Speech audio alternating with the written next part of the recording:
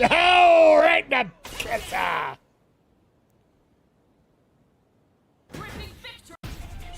I'm taking out my first tag team. So, in other words, I am pretty much sunk at this. No, we're just going to finish it that way. Just bada bada bing, bada bada boom, bada bada ba, bada bada bee.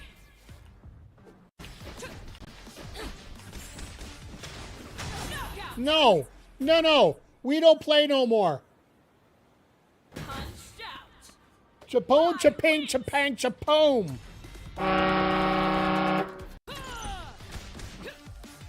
Oh, he backed out, that coward.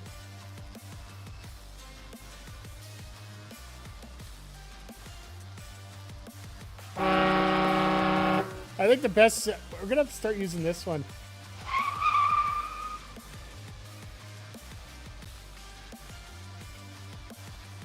Didn't want to lose this poor winning streak. If people are looking for expert gameplay on this game...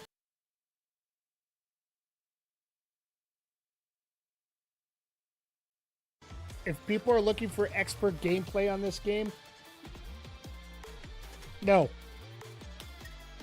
This is not the place to be at for that.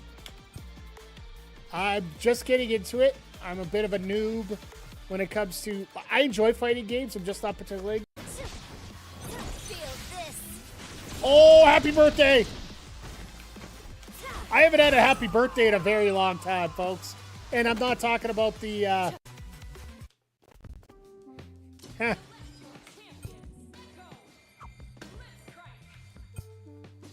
The guy buggered off.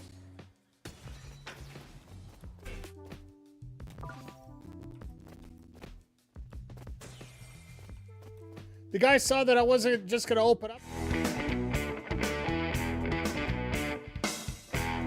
Mike the Ref Maloney, Big Bad Boris on the call here tonight. This show is... Oh, Super Kick! Let go! Let go! Super Kick Party! Yeah, pay a little for that. No. This life is going great! Let's go! She's healthy. Let's go! Is she healthy? Yeah! Apparently she's back.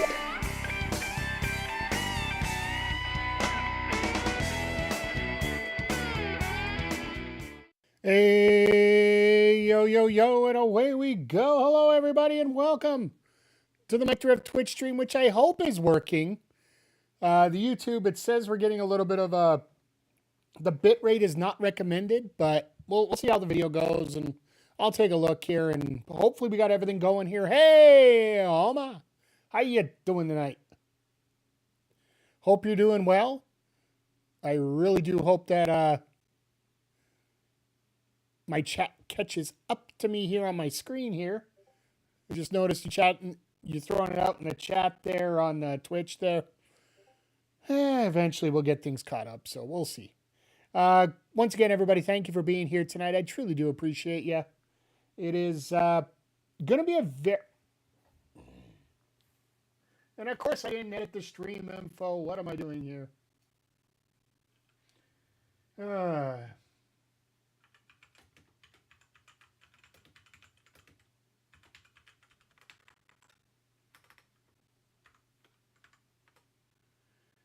Sorry, folks. I'm a little off to the walls here. Haven't seen the card yet? It's actually a pretty stacked card in Vegas tonight. Main event, I'm going to guess, is Kenny Omega and Andrade El Idolo.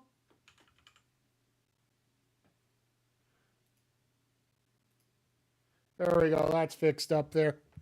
Let me throw it out for you here real quick here. We got Omega and El Idolo. We got Adam Page, Mark Davis, because, Page has to take on another member of the Callis family. We got Ricochet and Perry for the national championship. We got the Babes of Wrath taking on Mega Bad for an eliminator match for the women's tag titles, which would be a lot of fun. We got MJF versus Brody King in the eliminator match for the world title. And then we also have the Death Riders and Moxley, Pac, and Garcia taking on El Clone, Alexander Takeshita. So this should be a pretty stacked card. And once again, just to, start the rumor mill and let everybody go crazy here. And this is one of the hot topics we had on Saturday. Since AJ Styles has officially retired from WWE, he was in Vegas today recording some podcasts for WWE. Could you imagine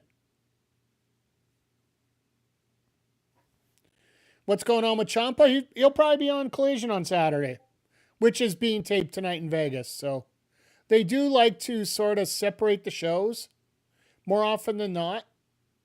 Like, I know people say that there isn't a brand split between the two, but there really is. There is a slight brand split where they try to keep the wrestlers somewhat separate.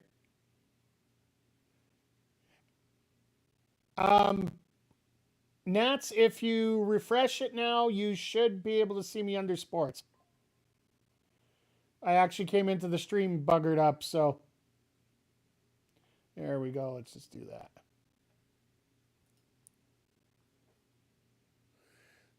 I liked him bad. Well, whatever. You know what? Everybody's going to have their decisions on what they do. We don't know the official reasons why people leave, people come back in. But I'm wondering why. Forgive me, chat. I'm doing a little exploratory here while we're.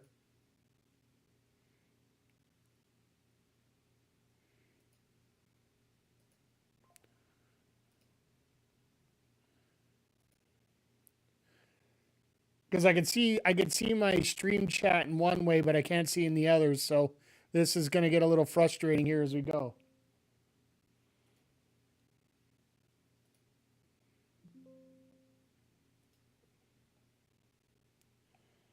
I love technology. It is so great.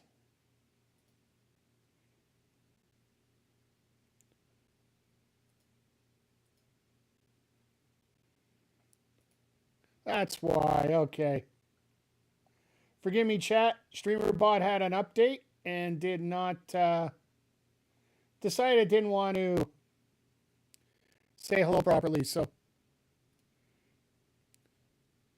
that's why some of your chats weren't getting on the screen here earlier. So forgive me, Nats, if your comment didn't show up on the screen right away. The joys of freaking technology as we go, folks. So. But no, with everything going on, like we got Ciampa with his position, his thing going on here, moving over. We got a lot of. There's going to be a lot of movement back and forth, and I think we talked about this a few times here, where things have just gone back and forth between WWE and AEW and TNA and MLW and New Japan and. We got Rev Pro now getting involved a little bit more because I believe it's one of the top teams in Rev Pro has just challenged FTR for one of their top spots in one of their top spots over in I think they're doing the O2 just like the women are doing on March 6th for Eve Pro Wrestling. Okay, good. There we go. Hey, Zodiac, how you doing today? I just had to retest stuff here, so.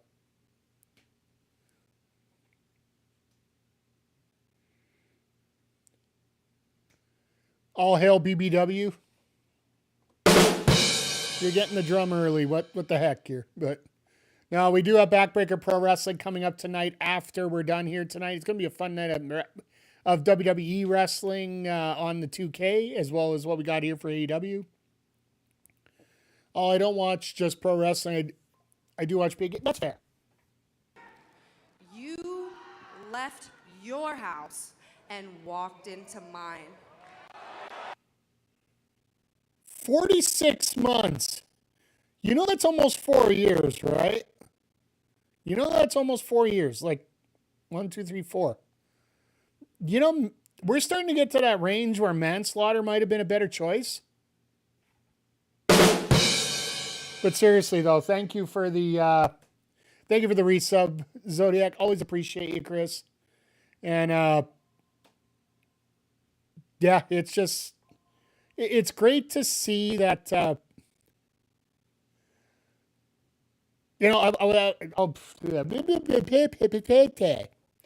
Just a heads up, folks. I was listening to the Retro Hangover this week and just having a lot of fun. And Chris's podcast is absolutely amazing. So if you get a chance, Retro Hangover on all your podcast platforms. I'll give a shout out later because I don't want to ruin a good thing right now because the stream's actually running today, not like last week. I do find a little bit of choppy the audio, so it was the top 5 unexpected things that you saw in 2025, I believe is what the episode was this week, which I'll be honest, going through it, and I loved your list. I'm not going to spoil anything because, well, this wasn't on your list. I'm going to say an honorable mention to throw in there would definitely be the addition of Telltale type games with Dispatch and how that came out of nowhere for this year. That's my biggest surprise. I would never have expected that. So, but yeah, Dynamite is live. We are ready to go. They are in the Palms Casino, one of the theaters there. 2 TVs ready to roll. What's on the other TV? If I'm on your TV, I'm very happy and proud. TVs and monitors are 2 different things, right? Hey, Andy, happy AEW Dynamite Day. Let's go.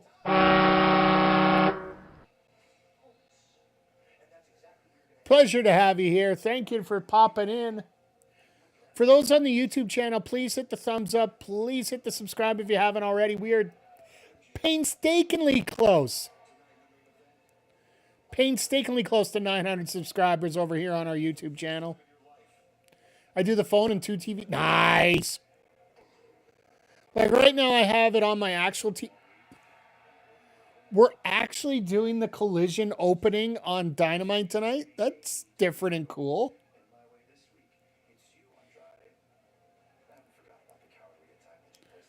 So we're getting... We're basically getting like the promo styles to open up the show like we usually do on Saturdays, but I'm not arguing with this.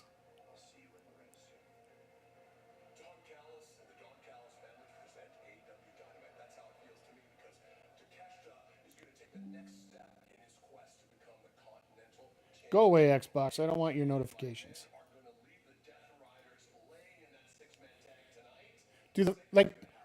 I really... Like for me right now, I do have 3 monitors going on. Not bragging, and TV is on delay, so I get instant replay. Nice. I know for people watching on a different reactors, like I don't keep the volume up too loud, and that's sort of intentional for the fact that I don't want to spoil anything for a lot of people that are watching here, so. But I want to ask, and to me, I feel this is somewhat important. For those watching right now, if you wanted a vertical stream, where would you want to see it? Would you want it on YouTube? Would you want it on TikTok? Would you want it on Twitter?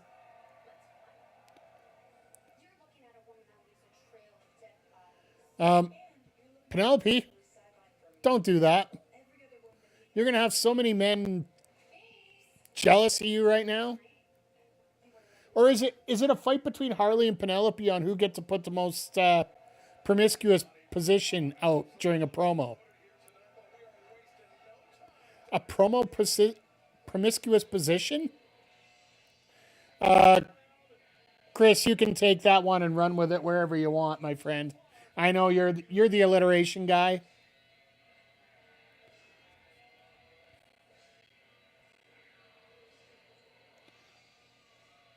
Moxley having a hell of a time getting down the stairs. Yeah, she's the one who beat Monet. She won it 2 weeks after the pay-per-view. Now Monet's on like an indefinite leave right now, just She actually showed a video today of her being at a spa. So, but yeah, Willow's got both right now, and there might be a possibility that Monet takes it back from Willow, but I honestly would like to see somebody else get it instead.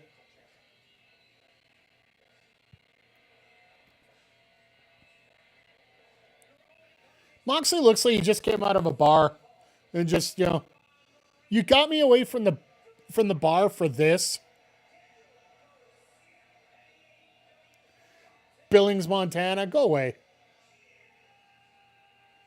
I think we got people from even further away popping in here on the stream all the time.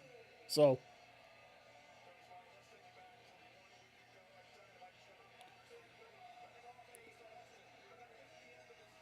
Yeah, I get.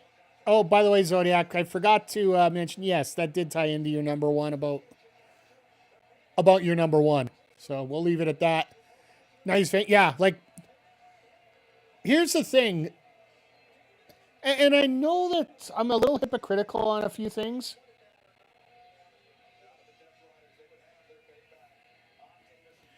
But oh my God, he's got a water ball in his back pocket. It's like he literally just came off the construction site to come wrestle. But no, Tony Khan picking these smaller venues was actually a very smart move.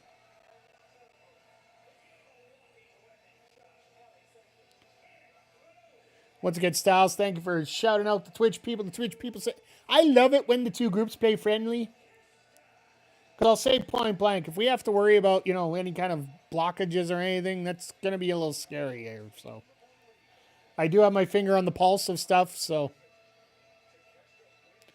But I am starting to meander and me figure a little bit on this stream here, trying to adjust a few things as we go.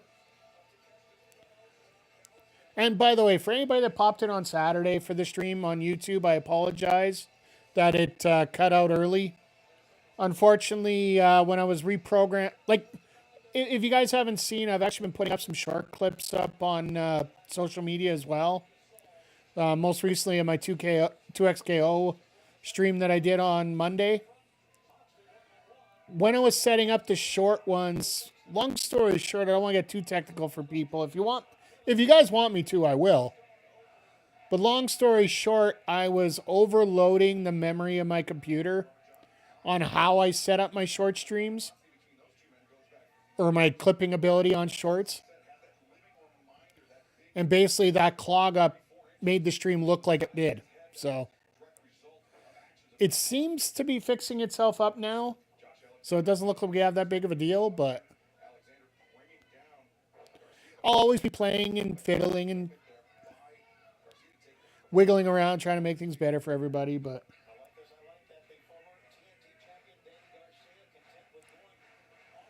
once again, everybody, thank you for being here, and it's nice to see. Hey, Mr. Vic, how you doing?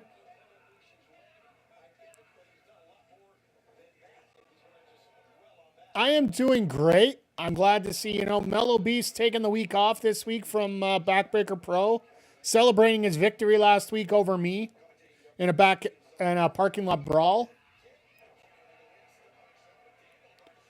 where yeah, so you're on the board with 3 points right now.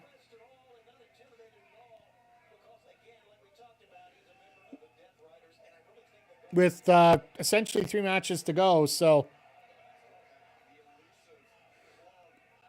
And if you guys want to see a big epic match tonight on Backbreaker Pro, myself versus MCG is pretty much.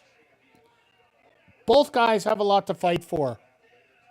Essentially, 2 losses puts you in a warning state. So I'm down. I got 1 loss down, and I'm going to have to fight my way back in. But if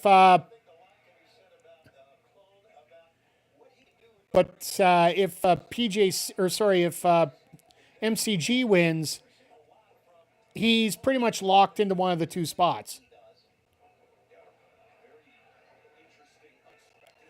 I saw Tony in Boston was screaming his name. Ah, not Tony! Clone, why are you not doing a Hurricanrana when you get 10 cent over leg scissors takedown? And Nats Attention Spandex unfortunately lost in the first round to PJC. That was on episode 3. So we're going to be starting incorporating wrestlers that haven't been on for a bit starting next week. This week we got our last set of the round of 16, and we're going to be cleaning that up, and then we got a little bit more time. We're going to take our time with this because from what I can tell, we're not going to be able to fire up Universe for 2K26 anytime right off the bat. So we'll milk this as much as we can right now. Michael, thank you for the comment about the great stream. Been so lost, so AEW lost. Best way I can keep things up for you here. Moxley's got the Continental title. Don Callis wants it. And it looks like we're heading towards Australia next Saturday. There's going to be Takeshita Moxley for a shot at an Eliminator shot at the title. Where else can I ring in for the card tonight? Let me just throw this all in here. I can quickly give a rundown of pretty much everything that's going on right now. MJF called out, MJF and Brody King's all the way been since Bandito days. So he gets an Eliminator match tonight.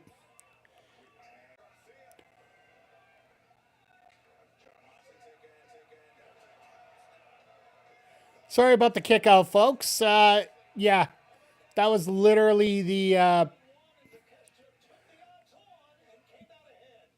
meld software, and that's the only thing that I'm really concerned about when it comes to using this software, doing this, but we'll work on this. Yeah, the referee, let's put it this way, referees are very liberal on letting everybody in the damn ring the whole time, which I don't feel too bad about, honestly.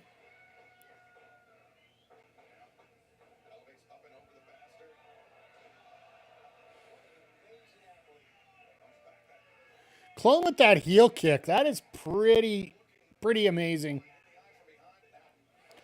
Yeah, I know it's not very traditional. I'll go through the rest of this right away here for the card. I can basically break them down as we go along, too. That might also help for anybody that wants to check things out. Once again, everybody, no question is a dumb question over here on our channel. I know a lot of people have communities where they get, well, you're not watching enough. Fuck that. You're here. You want to enjoy it? You want to know what's going on? We don't mind telling you. Nice interference by Alexander there. Just perfect. And then just yanks him out of the ring and just decides, nah, I'm going to beat the crap out of you now. And everybody's finding everybody going to the picture-in-picture, so. No, they act weird because you comment. Yeah, no, we don't do that here. I think the last time I did that here, I actually had to boot somebody. It was, what was it, 2023 All In? No, 2023 Double or Nothing, because no, it was all in because we were all talking about how the match was probably one of the greatest matches we've ever seen. Or the whole show, pillar to post. And the guy literally just popped in. His first comment of the night was, that show was terrible, no stories whatsoever. So basically it turns out you weren't watching the show at all. You just wanted to come in and crap on it. So bye-bye. I don't waste time for that.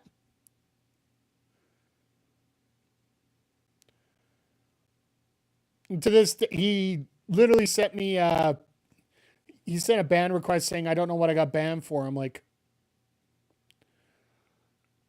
I believe the term is trolling.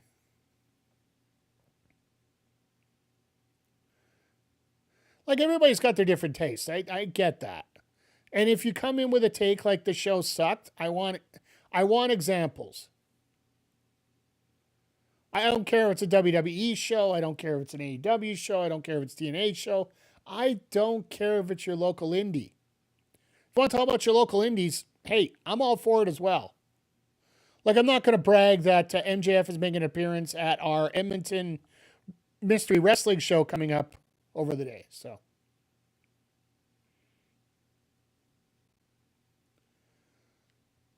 as far as I'm concerned, I don't want to brag about that, but, these days they choose, well, that's the way they've been indoctrinated. Jeffrey, I'll get back to your question in a second here. And I appreciate the question. But that's something that WWE is essentially forced to people, and TNA used it as a marketing tactic as well. ECW did, WCW did. Every promotion, like, honestly, AEW is the first one that I find has been open on their programming to simply say, we don't care about brand war at all.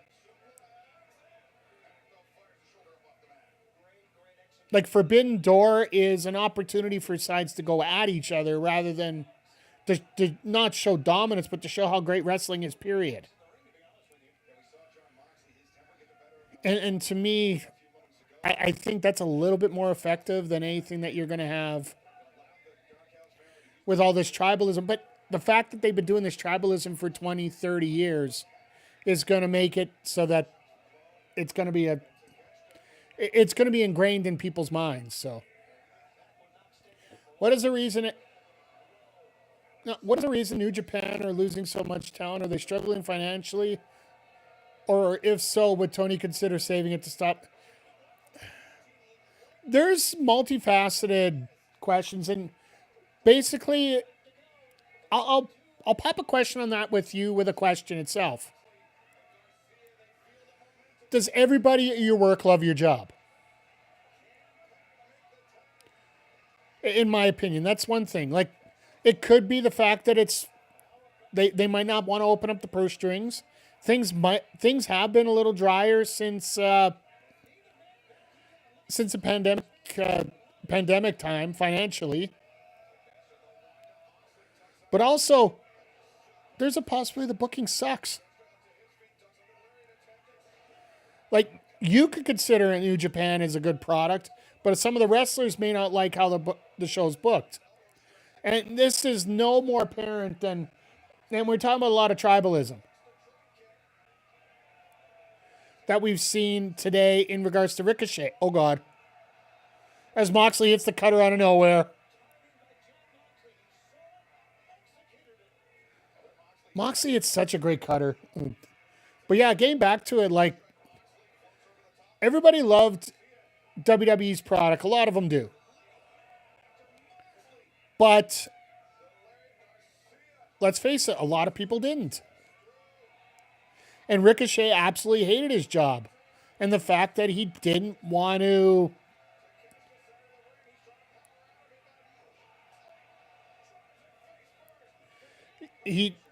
basically he didn't want to resign with WWE, and I don't think no amount of money would have done that.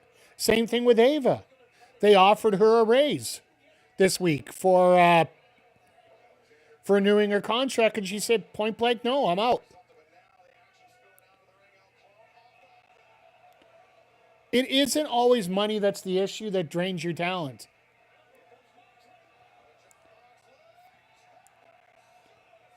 Money solves a ton of problems, and that's exactly it. But not every problem.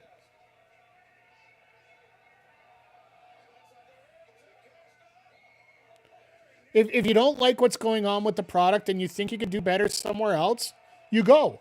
Look at Ciampa. Ciampa decided he didn't feel like being a part of something like that. He wanted to try out the big new flashy indie that originally when he came in was a super indie. Now let's face it, like, as much as people want to BS about it, AEW is a solid number 2.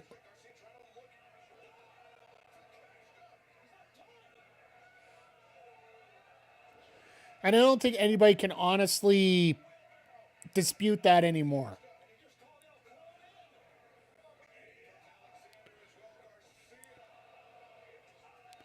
Because no matter what TNA does, they're not going to get the same kind of ratings that they think they're going to get.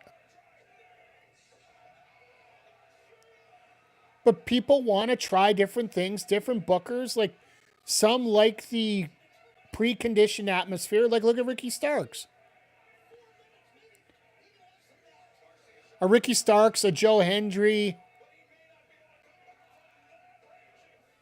and Takeshita gets a victory on the Raging Fire, setting up the match next week. Some of these dudes just really don't really need the money either. They mostly set and take a pay cut to do something more they want to do. Yeah. We only had WWE for... And that's exactly it. Like, WWE... It's something we talk about on here quite a bit. When we chat about stuff we see here. It's called WWE-isms. And that's one of them. Oh, God. They got the timer again. Let's go. Top of the hour. Omega El Idolo will be its top of the hour, which means we're getting Brody and MJF as our main event tonight. Tony's listening. Tony is seeing some of the positives he sees on Collision, sees some of the feedback online about a lot of things that go on, and he's adapting. And here's a prime example. And you know what? I don't want to shit on stuff, but I'm going to shit on it. I hate this fact that I always use the but. You know, it's like when people say I'm not being a racist, but. Usually what it comes up out of the mouth after usually is racist. But in this case, I don't want to crap on WWE, but I'm going to. Stephanie Vaquer had her music changed. Mina Shirakawa had her music changed. The response to Mina's music was so piss poor, they changed it before the end of the match. You came in on I'm not being racist, but... Mina had her music changed for an introduction for a match. She had it changed when she won the match. She had her old music back already because they realized it was absolute garbage. By the way, Jules, good to see you. The reason I say anything about this, Stephanie Vaquer just had her music changed, and everybody's absolutely hating it because it's more of this generic, what the hell is this crap stuff?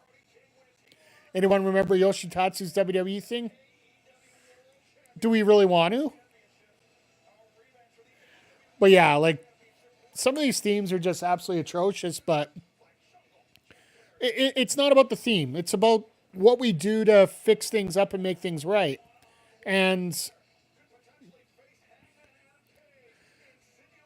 essentially, you have a booker that sees what's happening and decides he wants to change it. Then you have another set of bookers that just don't care. They're hammering this through no matter what.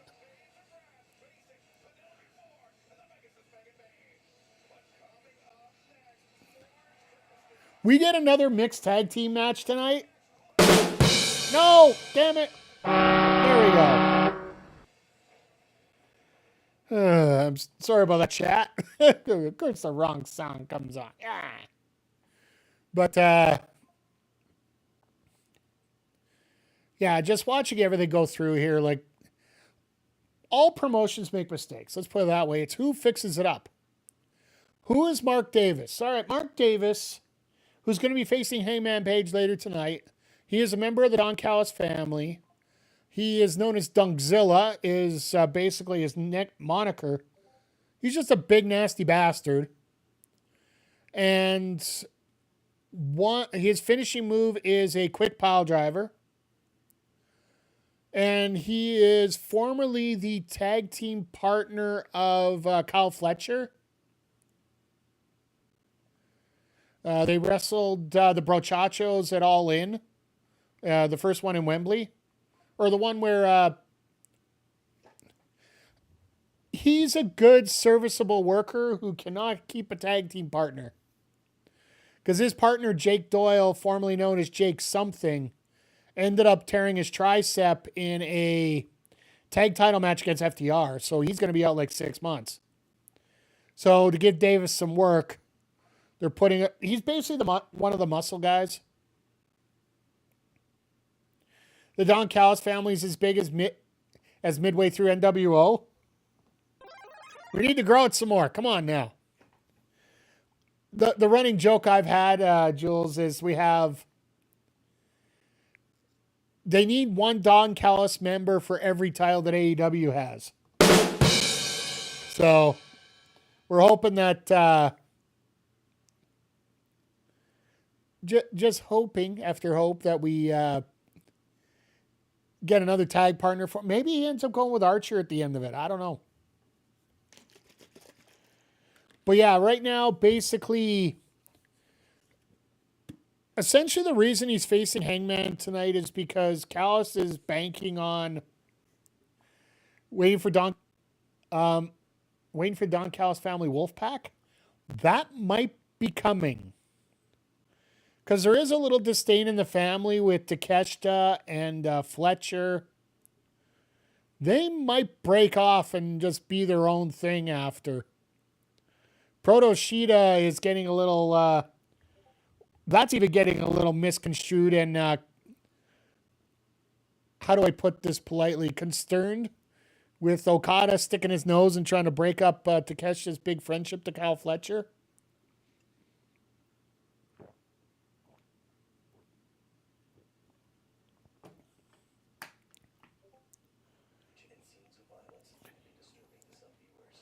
But yeah, it'll be interesting to see how that works out. But no fucking way. No way. Folks, you don't put a guy on TV unless you're expecting him back. You do not put a guy on TV unless you expect him back.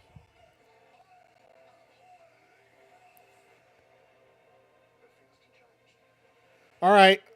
All right. Settle. Inspiration video.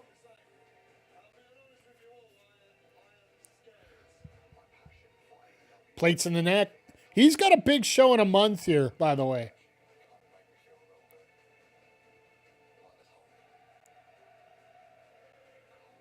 Osprey. We don't know when he's coming back. By the way, sorry again, chat. Meld is being stupid.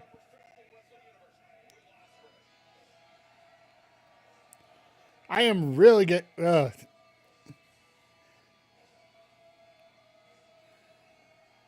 Jules, I give you full credit for saying you were coming back. But once again, everybody, thank you for popping in here. I appreciate you. We're getting a lot of people flying in tonight. And feel free to give your thoughts, your theories, your qualms, your queries. Like, this is a very exciting week here. With everything going on.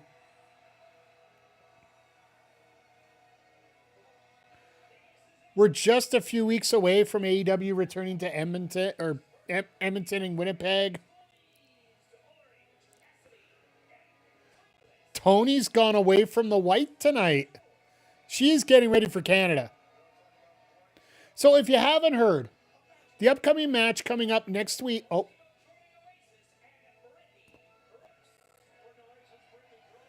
Brittany Brooks. All right. Brittany Brooks, I've heard a lot of good things about. Jordan Oasis, not so much. Want to give Astra Pizzero a lot of props for it because, you know, she's... So, yeah, they just mentioned it here. Tony and Orange are going to be facing Marina and Wheeler. The loser, the one who takes the fall, gets their head shaved. I'm putting my money on Tony. I'm honestly putting my money on Tony.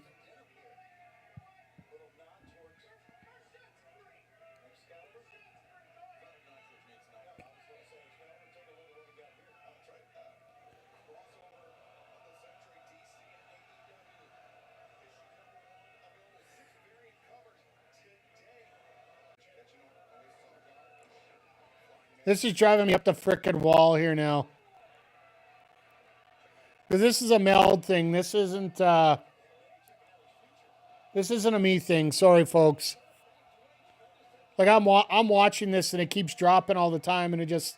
I don't know why.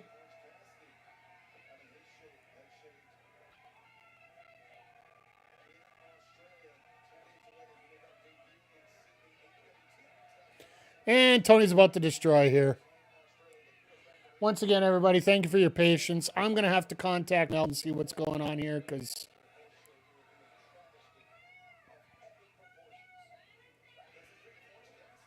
like, I got one of the top connections.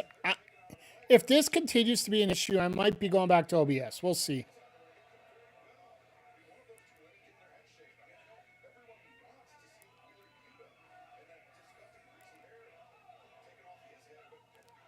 I love how Excalibur is so unbiased here. The disgusting greasy head.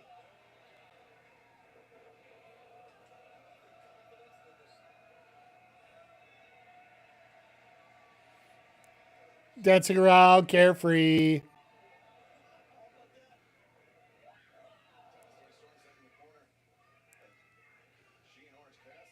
It almost feels like they should be able to do intergender just freely now at this point.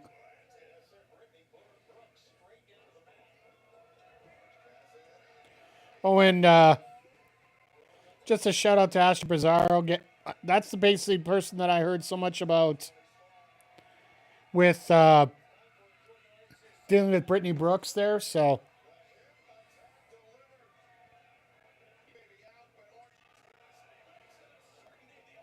all right, this is done. I'm guessing they'll have him there for because of what happened. Because the date for All In's changed this year, Nats. I'm guessing.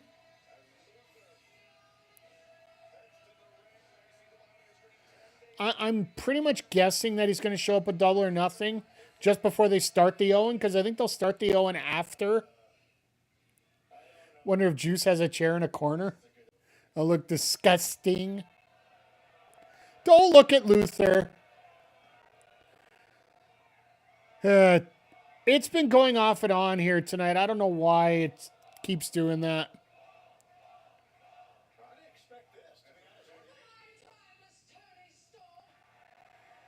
Sorry, Zodiac. This has been a bit of a pain in the ass here for this.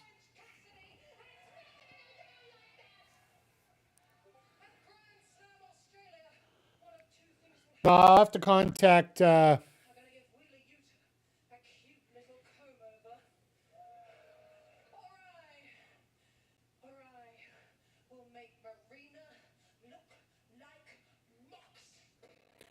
Make Marina look like Mox. That is a... You know there's going to be some kind of pictures put up tonight. X is a wasteland, and that's the perfect way to get used tonight. We need pictures. We need pictures soon.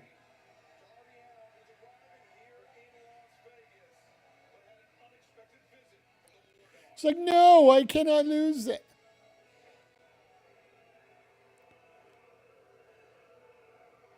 Oh, here comes Darby.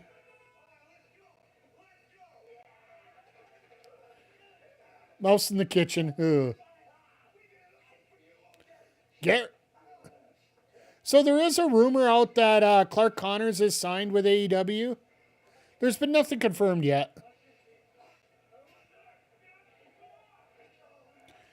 Oh my God, he threw a tire at him. Why does Clark Connors look like Disco Inferno? Like, I don't think anybody would want to look like that. So, they're actually showing that they're doing a live kidnapping on TV.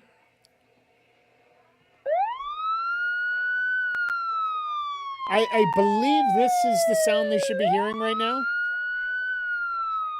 Maybe it's just me. I let that ride because, you know, that...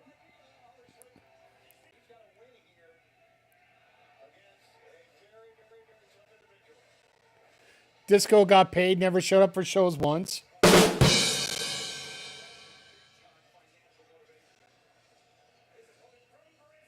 So, does Davis even get an actual... Oh, he does have an actual Tron. Like how he's working an angle with new talent. Yeah, fair enough.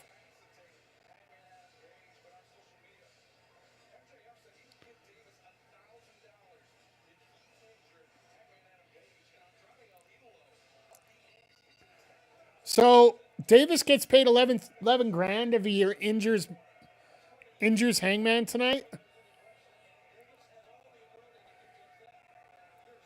Him and Conan no-showed. All the flipping time.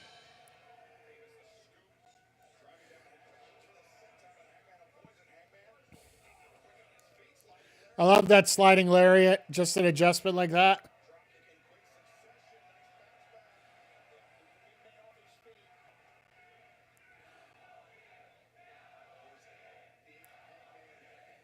Yeah, Mel's been doing something stupid here.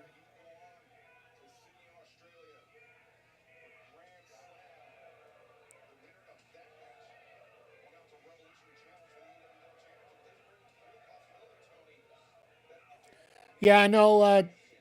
Stream's been kicking in and out here for the last little bit. It seems to only happen when I do dual streams, so I don't know how we're gonna work it out. Maybe I'll have to move it out. So,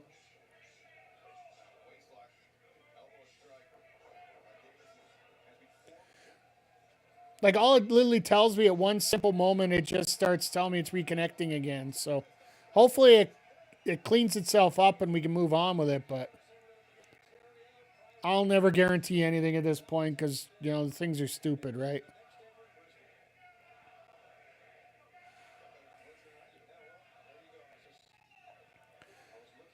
So these guys have to be careful because they got a specific time limit for this match because when you have a match staying up at the top of the show, yeah, like he is a big bastard. He really bulked up with when he was with Fletcher with the United Empire. He was big, but he was never this big.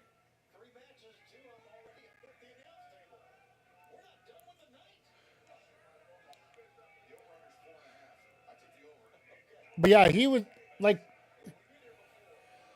I'm trying to figure out best comparable for a guy like Mark Davis right now. He's always that tag team wrestler that can pretty much work with anybody and just provide a really good match.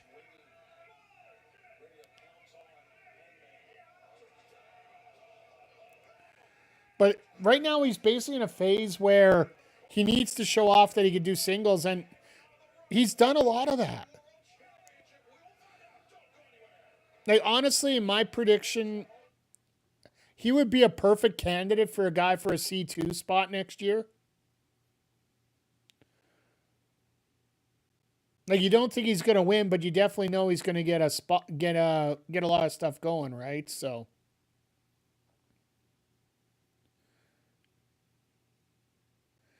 really happy with what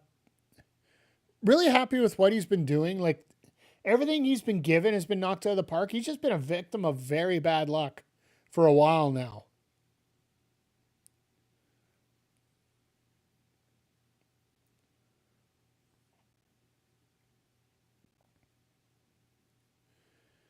And to me, that's probably one of the more frustrating things as we go through it. So,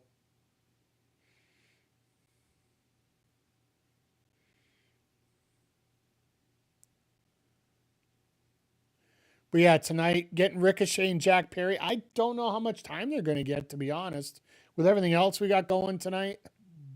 Because, El Idolo and Omega is going to go at least 15. You got the women's match. It should go 10.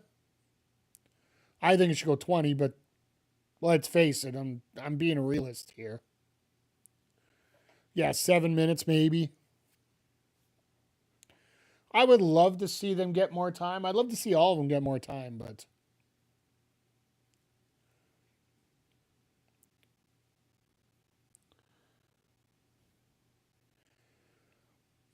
because that main event with MJF and Brody King, we're probably going into a significant amount of overtime here. So, and just a reminder for those planning ahead, next Saturday, Grand Slam, they've already mentioned that they're going to be, it's being scheduled as a 2.5 hour show. So I'll get into the programming notes about that when we get into my preview of next week prior to the main event tonight. So,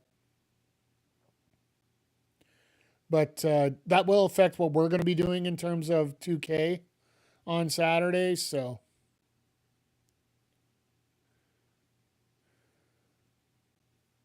But yeah, just make sure you're planning for an extra half hour on Saturday. And let's face it, if you're at home watching wrestling on a Saturday night, you're probably tuckered in for the night. So at least if you're on the West Coast, or I would say more than likely if you're on the East Coast, because it's already on at 8 o'clock. By the time it's 10, unless you're one of those young whippersnappers that like to start going to the bar after 10.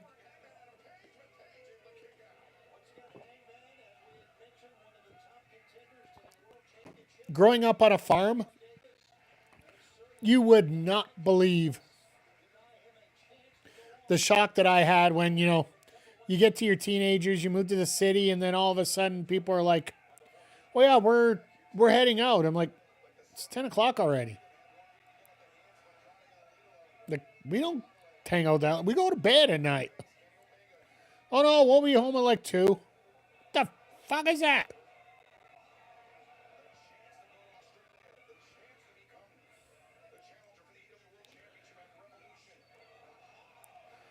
That was an awkward. Oh my God, that was an awkward drop. If you didn't notice, Hangman's left ankle just landed on there, right? You used to be getting out of the barbershop with a fresh cut by 10:30 to go out and shower and be out by 12. Yeah, those late teens, that's what you did. The late teens, early 20s. Now when you get, you start getting into your 30s, or in my case 40s, upper 40s, you're literally, it's 11 o'clock. You're like, no, it's bedtime. The hell with that.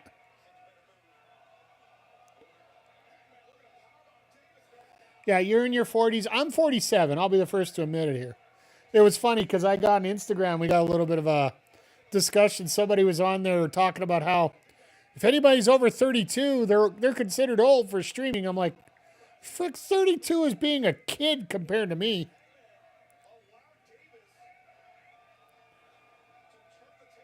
$39 so close, yeah. Oh God. Oh God, Hangman. Please don't die.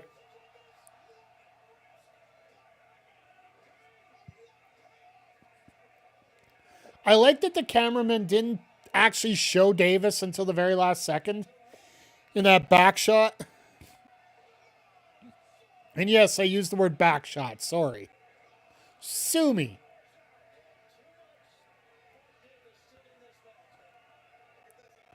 Then they go to this replay, and so actually Davis took his time and got up properly there. The one thing I hate in those spots is when people are standing there just waiting for it to happen. Yeah, I knew you were going there. I set it up for you. You just said they need to knock it down there, my friend. I'll throw that in for you already. 2 moonsaults? Yeah.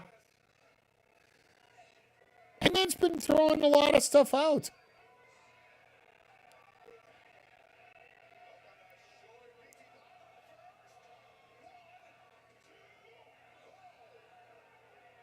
I go down under like Davis. No. You know what? No, screw that. I'm not. You're getting that one for that. My God, what a lariat. That was awesome.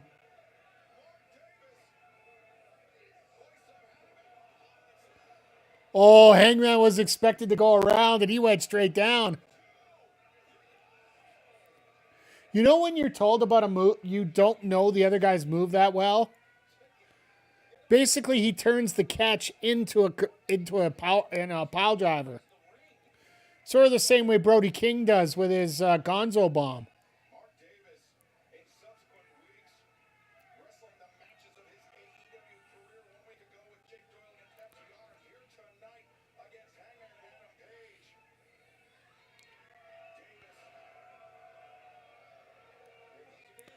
Oh, that's a hell of a way to do it. And Davis just said, nope, I don't care. You are getting hit.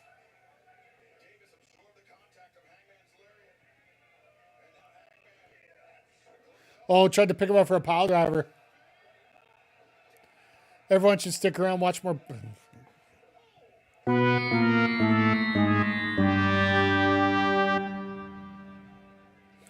How did I know that was going to happen? Why don't you just clip that, Zodiac? Why don't you just clip it? That's another thing I put on social media. Like, somebody put a very good post up. They're like, yeah, if you can't afford it, if you can't afford the support, send out clips.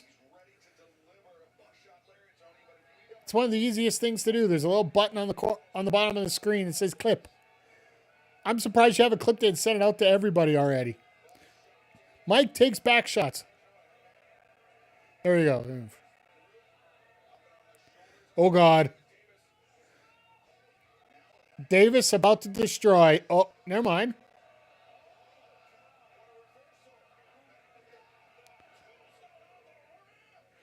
That was not a tombstone.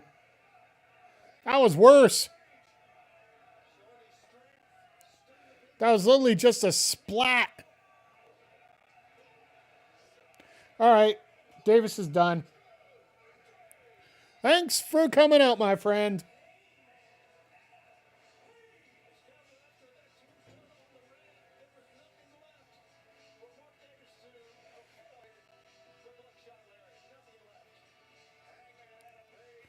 Yeah, wants a microphone right now.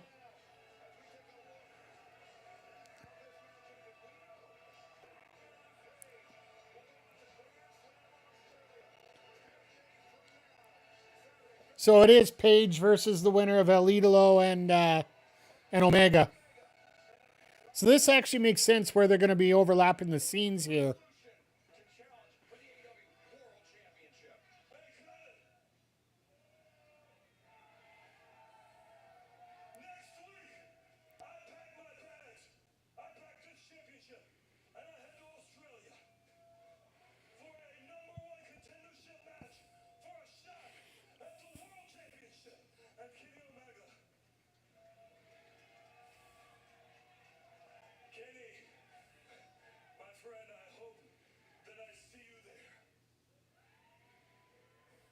And Elidolo is just like, what about me, jackass? Not even mentioning Elidolo. What a disrespect here right now.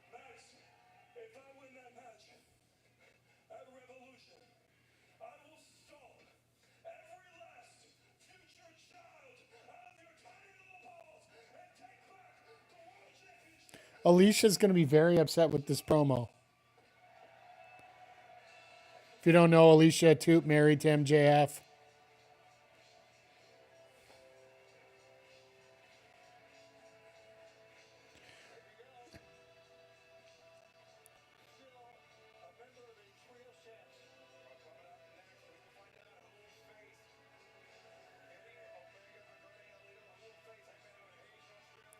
He's really hoping for Kenny.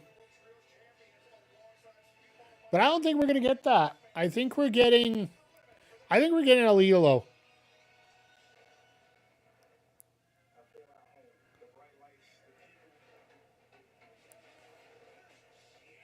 What do you think of these new packages? Like, seriously. They're doing a lot better than what they used to.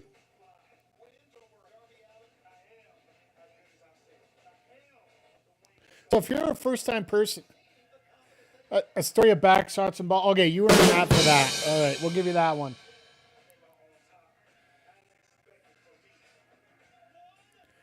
Back shot, Larry. All right, I'll give you another one.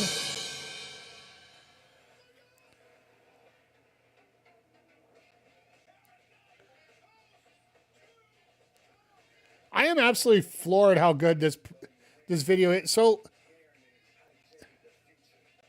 they have changed up the video producers here. I do believe in AEW. Mixed things up, got some different promos, got some different ideas going together. And it seems to be working very well right now. So yeah, we got Kevin Knight and Speedball Bailey along with Hangman Page of the Trios champs.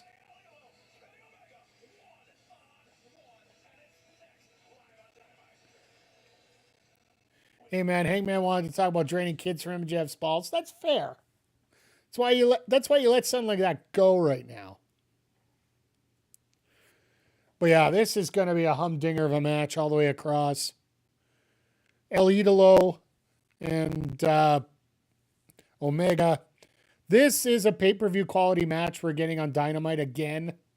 It seems like we're doing that on a weekly basis. And it floors me how good when the floor of your talent is as high as AEW's is. And I'm talking about the floor, not the ceiling. The ceiling, everybody's got the ceiling. It's just when you make your floor look as strong. I'm not going to say as strong. I don't want to say that because it's not as strong. But comparatively, they are in the ballpark compared to a lot of the people on the high end.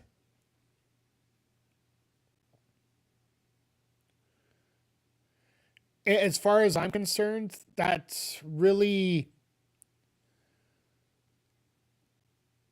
to me, I think that's where you get a competitive advantage on your show, is when literally anybody on your lower or your mid card, like we know there's an upper card and a mid card.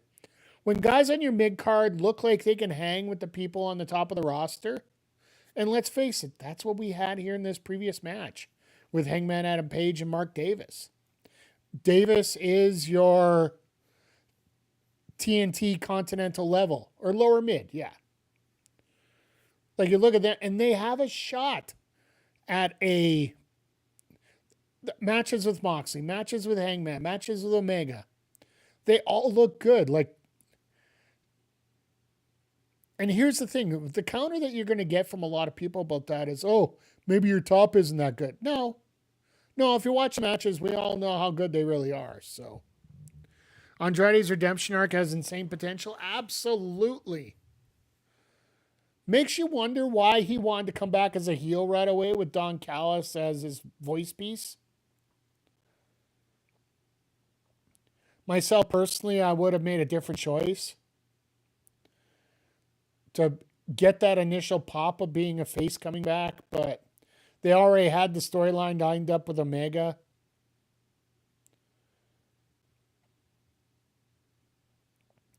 So it will be interesting to see how things go here.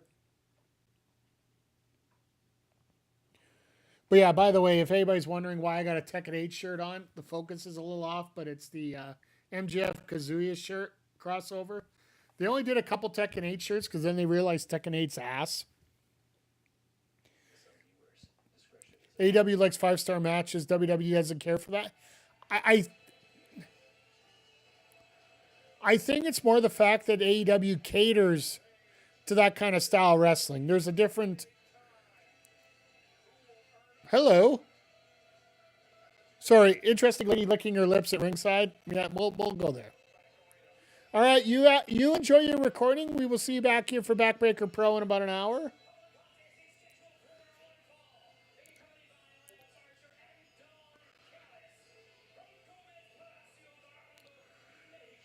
Why would Callis need to be out here? Just to screw over Omega, right? That's pretty much where we're at with this, right?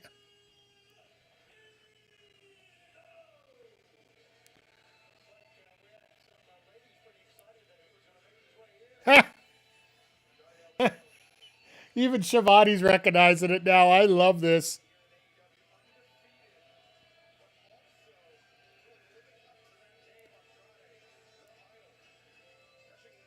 So, yeah.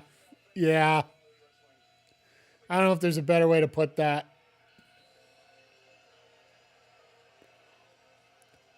And Callis is honestly looking still shocked that Omega gets the pop that he does.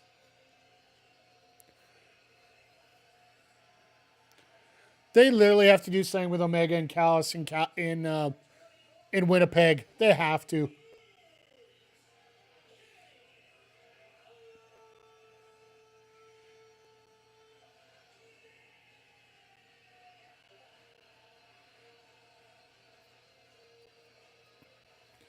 Just watching an Omega entrance, it's like, God damn. Here's the thing. Going into Revolution, Or sorry, going into Dynasty, the next PLE after, or pay-per-view after that. We're going to be getting 5 straight arena shows for AEW. The Dynasty pay-per-view in Vancouver. You're getting Collision and Dynamite both in Edmonton, both at Rogers Place, the arena for the Oilers, which seats 17,000. They're configuring it for 12. And then the Winnipeg Arena for the week before, and that's going to be a double taping.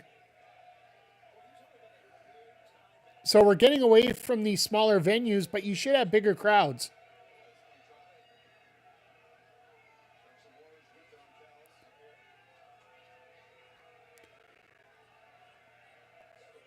Andrade, you're not Tommy Dreamer here. You're not supposed to be wearing your own shirt down the... Oh, no.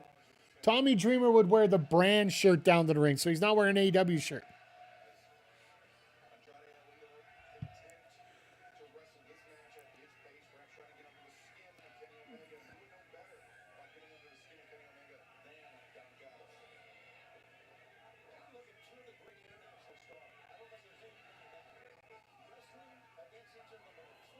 Now I know why he wore this shirt, because he didn't want to get chopped to bits. Oh, never mind. Now it's gone.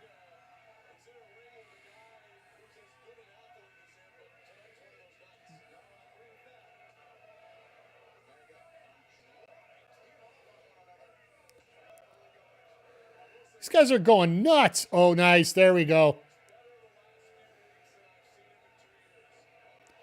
Vitriga!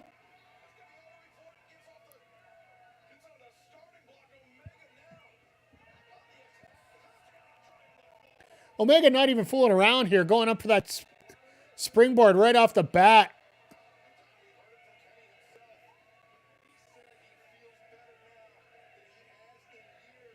Is he going for a one-wing angel on the floor? Rolls through, shot to the gut, going up. Trying to go for a brain buster.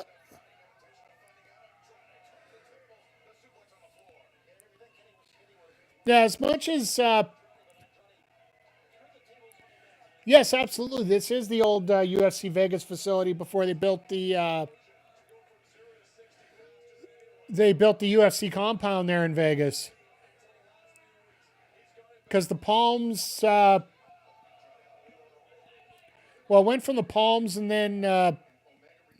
that's one of the bigger fight venues there as well, so...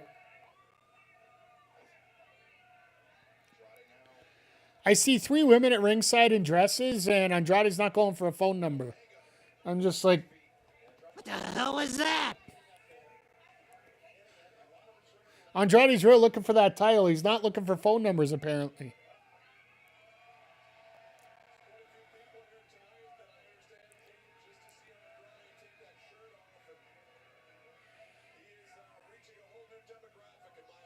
Yeah.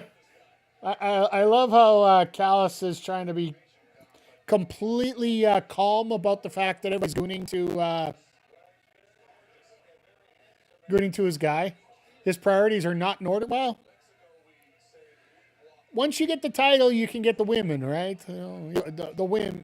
Once you get the title, you get the money. When you get the money, you get the women. And when you get the women, you get, well, a lot of things. Nice superplex.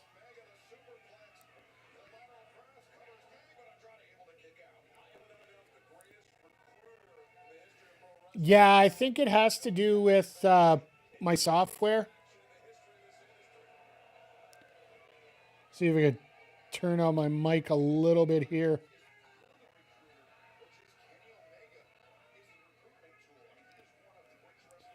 Might be maxing out a little bit too, so I'm just play around with it, try and figure it out here.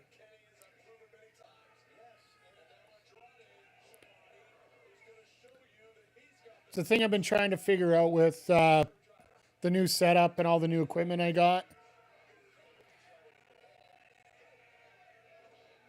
Where did Framber finally get the deal there, Nats? Because I'll be honest, he was one guy I would care less if I saw him in MLB again after what he did to his catcher that one time. Oh, in Detroit? Okay.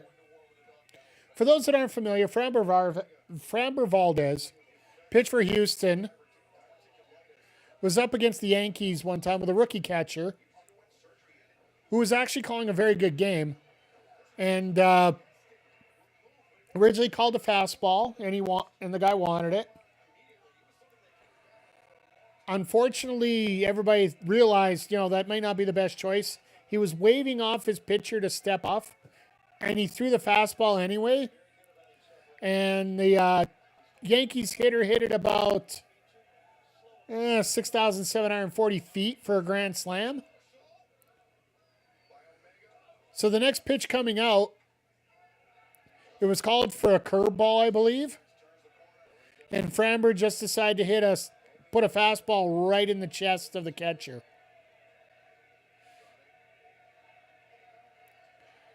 As far as I'm concerned, that's unforgivable.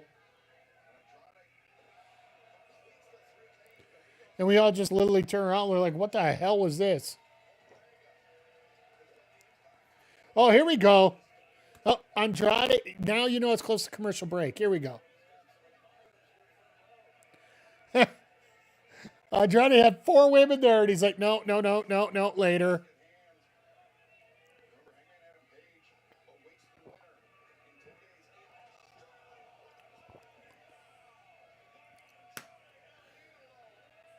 Now he gets it.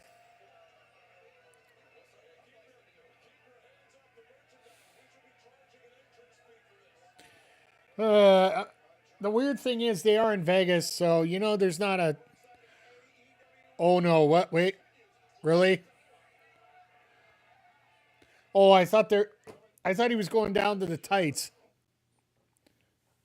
like he's done in previous weeks. I don't think that's happening this week, but.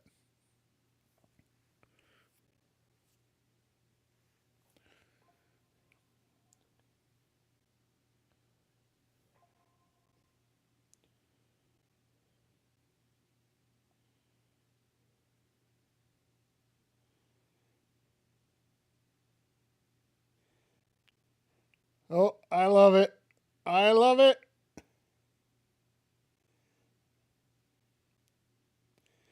So I sent a post out on X earlier this afternoon. I was actually quote tweeting Becky Lynch, who is talking about being very upset about not being eliminated from the Rumble. Apparently nobody saw her feet hit the ground, which is impossible because literally she is still up. She has to still be in the air right now, but I digress. Well, I guess after the match. You know what I mean.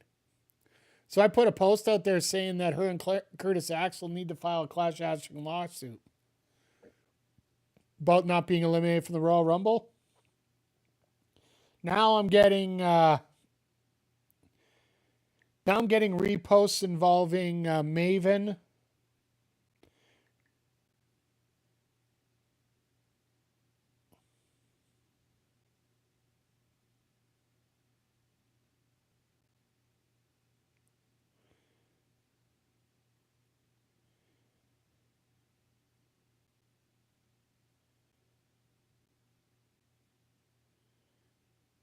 Sorry, just had to clear up a couple things here.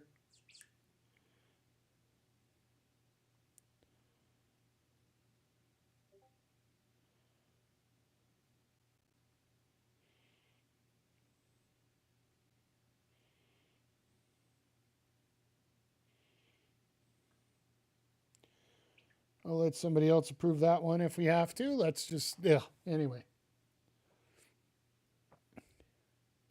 There's some admin I do for a couple wrestling pages that on Facebook, just to be a good guy, trying to keep the hawkers and the peddlers out of some of these chat groups when they talk about good wrestling shows. So, all right, we are back from commercial break.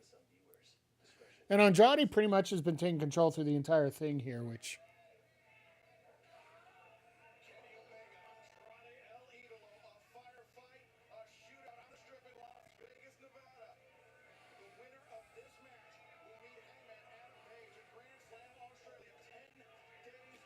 So the only other thing I can say about what I'm doing right now is tomorrow Meld is supposed to be doing an update to their program. Which will, oh God. Kenny saw it coming. Kenny's watched the Charlotte Flair match or 3.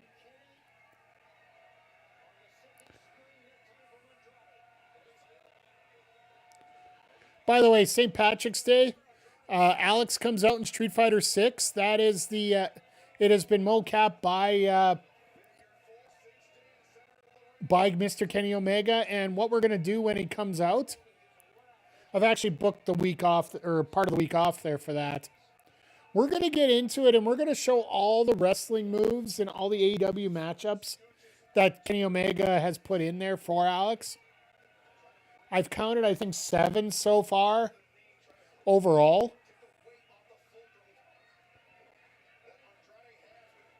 And it isn't just Omega's moves. It also includes Kota Ibushi. It also includes Willow Nightingale, Kazuchika Okada. I think there's even a little Will Ospreay in there too. So, but that's coming out March 17th. So we'll look at it that way. There's a lot of games coming out that week. MLB The Show, WWE 2K26. I'm getting the base model, folks, just so you know, because I'm now that they got rid of the booster pack, I'm really upset with that, to be honest. I'm willing to give them extra money just so we can get all the characters in the game early. Oh no, you got to play it to get them.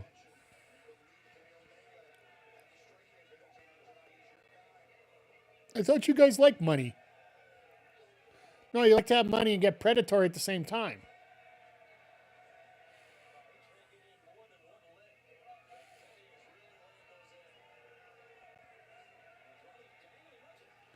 So we're going to have to see how 2K25 rolls into 2K26 and such.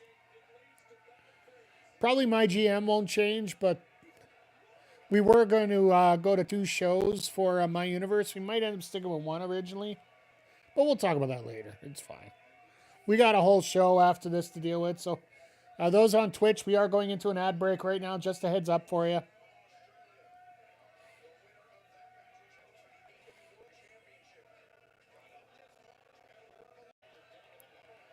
Sorry, folks, that the video dropped for the 3rd time here. Oh, 4th time. I can't keep track.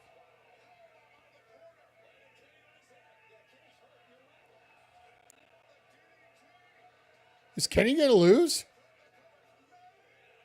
No.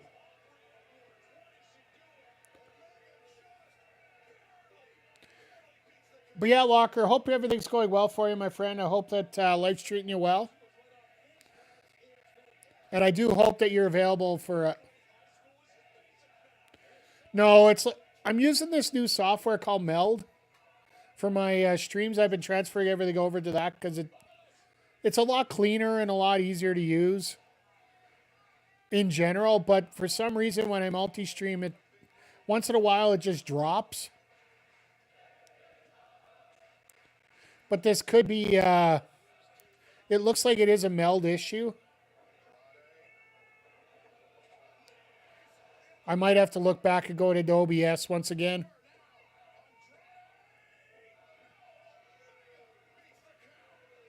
We'll see. There's updates coming up, so.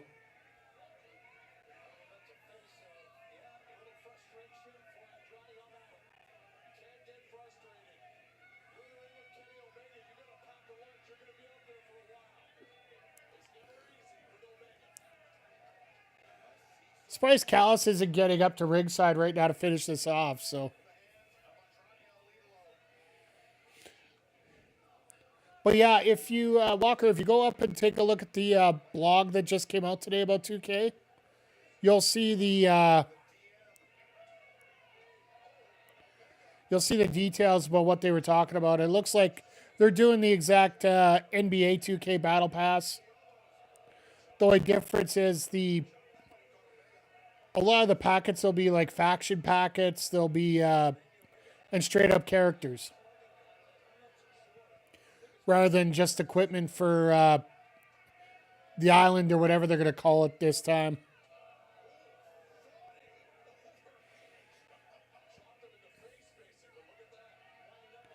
But yeah, it's $180 for the most expensive package for 2K this year, and I'm like, nope.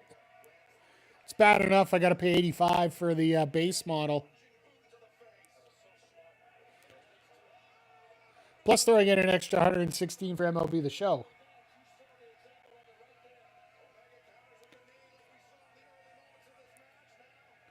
All right, he hit the first time. I don't think he's getting... No. Spinning back fist. That might have broke Omega's nose. Legit.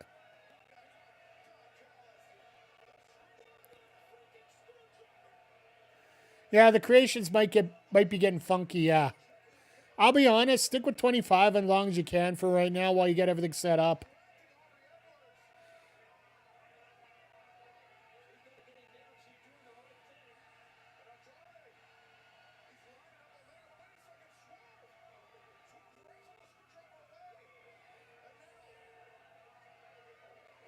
Oh, right in the yam bag. The same way that Elidolo beat Swerve, he beats Omega.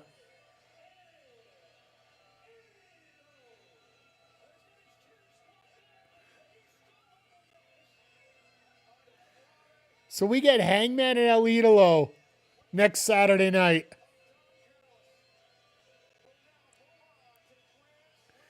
And we're probably getting a program with Swerve and Omega, which is probably going to be just as great.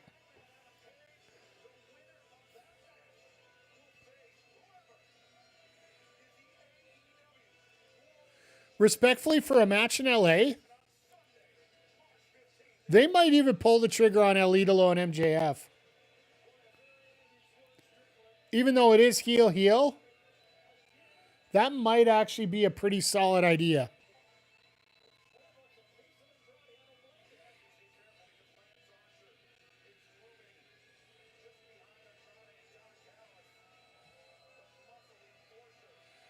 But now Omega's just pissed, and now we're going to get into a fight now.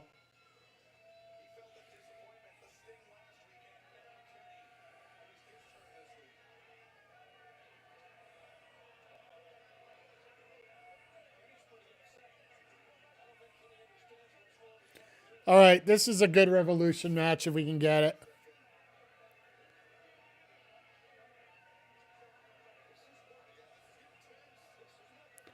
Oh, now they bring out the Rent-A-Cops.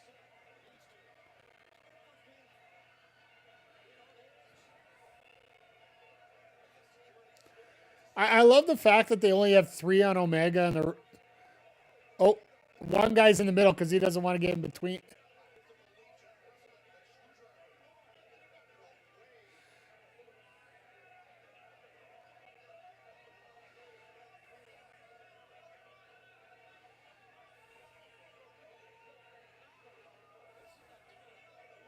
At least the security guy was smart enough to slip through the ropes to get in between the two.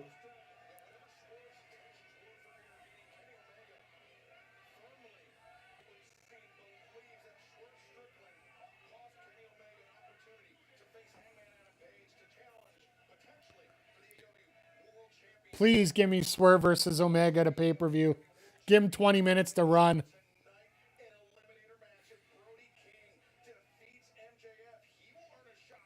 That's time number 5. Ugh.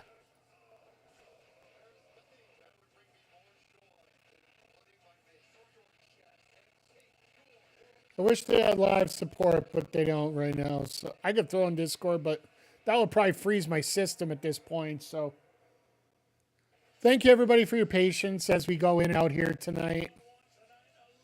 I will look into other ways to fix this up to maybe, not have this issue going forward.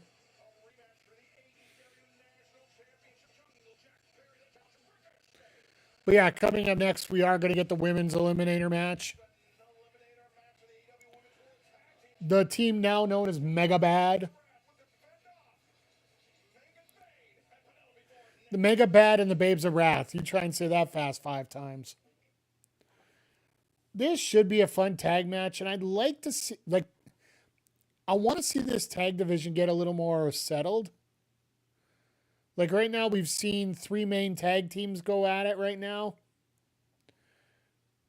And everybody else is basically just thrown together at this point. We do have the, what are they called? The Birds of Alex Windsor and Jamie Hayter. They're going to be showing up as the next challengers, or probably a future challenger. But like I said, I want a division. I just don't want a few teams here and there. I want a full division going. Like, seriously.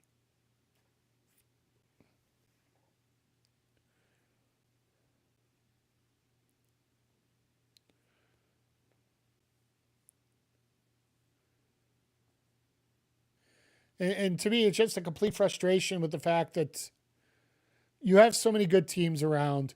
And I've mentioned it before. I want to see the Iconics move over to AEW to join this division.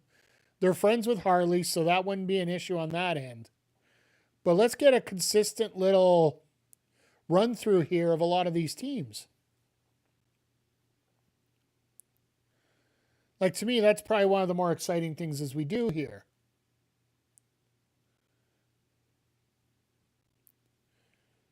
And if we could actually, like, we do have a lot of women in AEW right now, and we could put a lot of teams together and throw them together, but it'd be nice to get a lot of teams that know each other a lot better as we move things along here. So, just purely my opinion here that we do have enough to go, but it's been a good show tonight. Absolutely. And we've still got 3 more matches to go on the card here tonight. With the women's eliminator coming up, then the national title, then our main event is going to be the heavyweight title eliminator. So,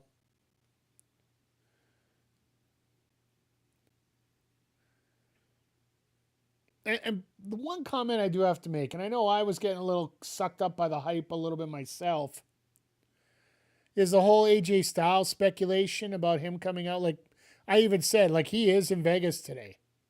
He is recording a podcast. He's probably doing, like, the WWE podcasts are based out of Vegas now, so he's at WWE headquarters recording a few of them, whether it be Stephanie's, whether it be Taker's. But or whether it be Cody's. But let's not even worry about where he's going to go, because if he shows up, he shows up. And that'll just be just great.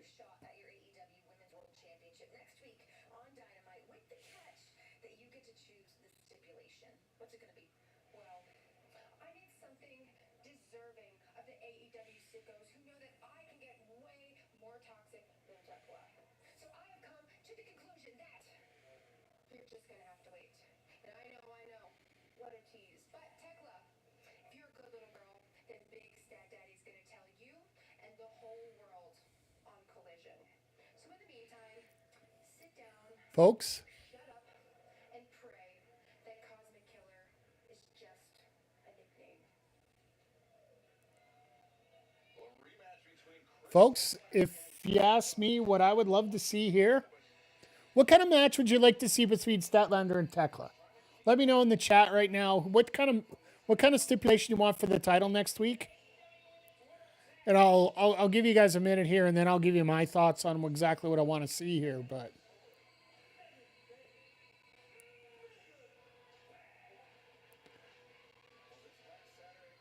Penelope and Megan are just absolutely flipping awesome here. And seeing these two work, and they work well together. It seems like they don't in many ways, like they weren't in many ways, but now it's really starting to improve quite a bit.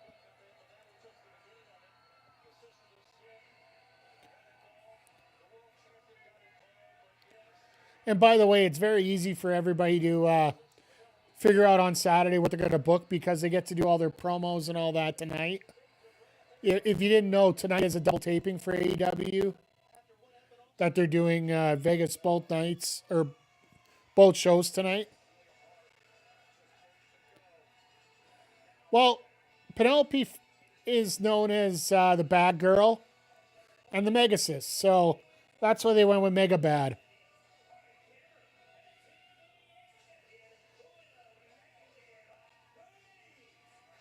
So it sort of makes sense what they do there. So feel the wrath and smile anyway.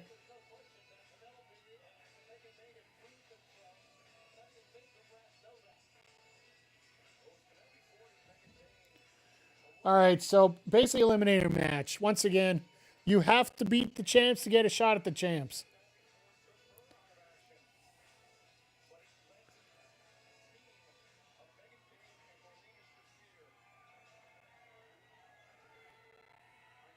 Penelope wants to start? That's something we normally don't see a whole lot of.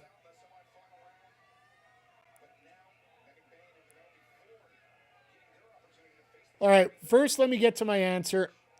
If Statlander on Saturday calls for a dog collar match between her and Tekla, I will go insane. I will go absolutely nuts here. So I'm really looking forward to it. What year did I start watching wrestling? 83. The first ever matches that I watched, 85. The first match I ever watched live was WrestleMania 3 on a scrambled signal in my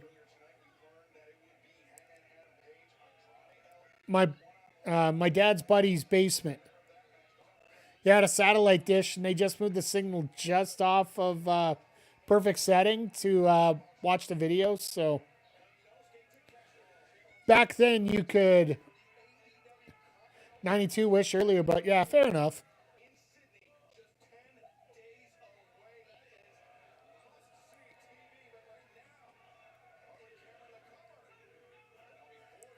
No, my parents and my buddy's parents would just literally sit upstairs and drink for an evening or it would have been an afternoon at that point because WWE still ran their pay-per-views in the afternoon.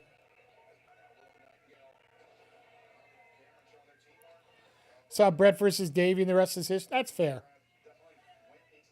I got Macho and Ricky. So we both got very good matches to start off with. So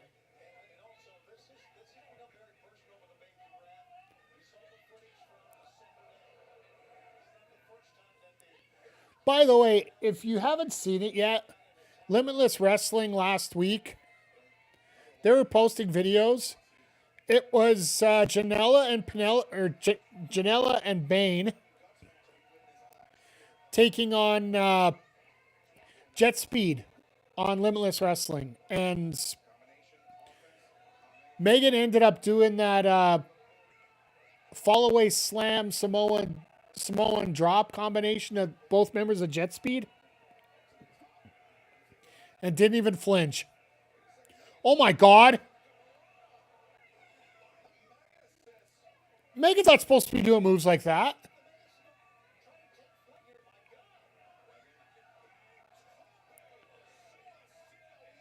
Yeah, Jet Speed. The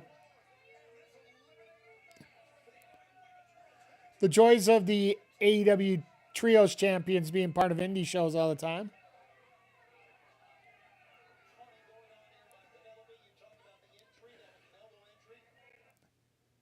This is not normal here right now. The fact that Willow's the one taking the abuse in the ring. Yeah, by the way, that's Kevin Knight and Mike Bailey, if you didn't know. But yeah, apparently it was an absolutely awesome match. I saw the clip. I haven't had a chance to watch the match yet, so.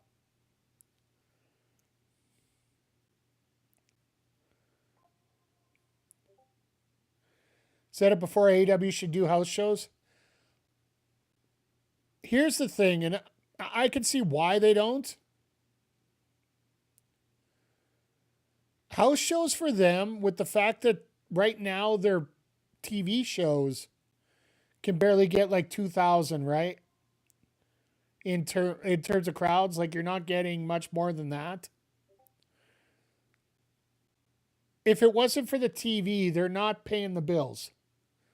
In many respects, I feel, at least. So why would you run house shows? Like, they're running an extra couple house shows in Australia when they're there, right? And they call the show "The House Always Wins." I think you might get the opportunity to see a few more house shows with AEW if things get a little bigger. But I don't think you do a lot of that, because here's another example. And I mentioned it earlier in the show here. MJF is coming to wrestle at Mystery Wrestling when they make their debut here in Edmonton, Alberta, Canada, coming up in March. So tickets are going on sale tomorrow for that. So I expect that to be sold out rather quickly. We also have Mercedes Moné getting to go to all these titles. Absolutely. And yeah, back then they were bigger. And they were also the main revenue driver for a wrestling promotion. Because, let's face it, when it comes to wrestling and TV, a lot of the wrestling that we had on TV wasn't exactly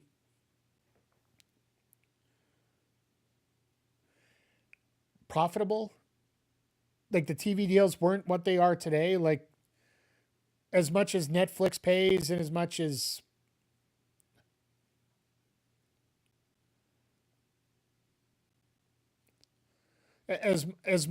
Netflix pays, or TNT pays, or even AMC pays in some cases. If it's not the money that you need, like what used to be, Spike TV never paid enough, so they ran house shows. And until Raw got its honest footing and on a channel that, the early days in the US, they weren't paying as much as you would think they would.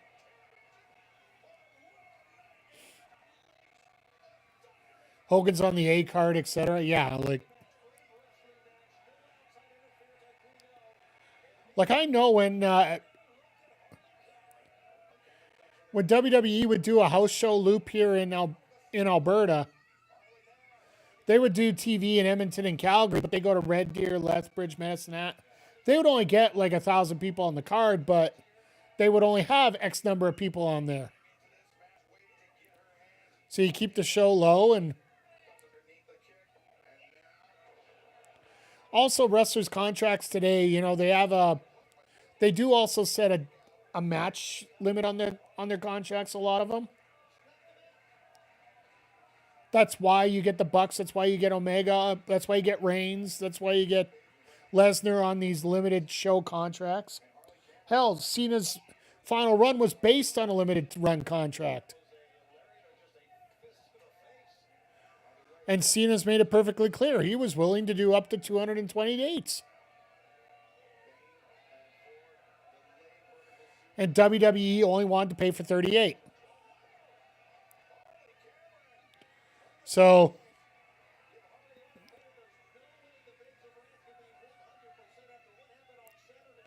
if it makes financial sense for these guys to do stuff, I live about 3 hours away from the Hard House. I have been there before. I actually had Owen Hart literally scared the living crap out of me, literally once.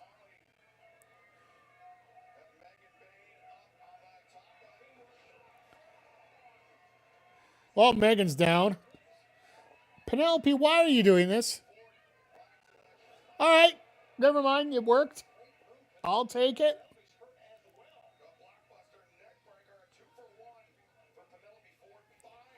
All 4 of them are down and dead. I called Stu when I was 12, yeah.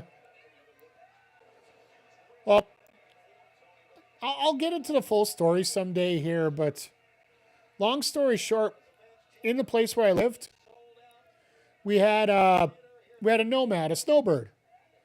Comes up north in the summer and then goes down south in the winter. Well, back when he used to live in Calgary, oh, there's a spine buster. This nomad that lived with us, he shot Stu Hart's dog because he was going after his sheep. So they knew each other, and they knew I was a wrestling fan. So I showed up one day with him. I was maybe, 10, 12 years old.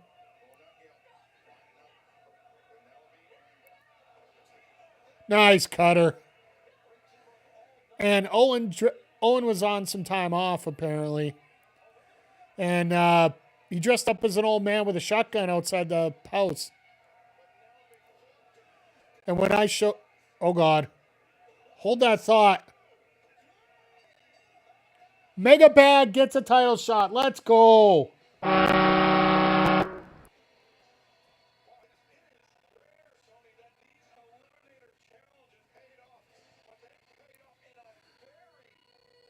I'll get back to that story in a sec because this is big news here. The fact that Harley ended up costing him another victory here.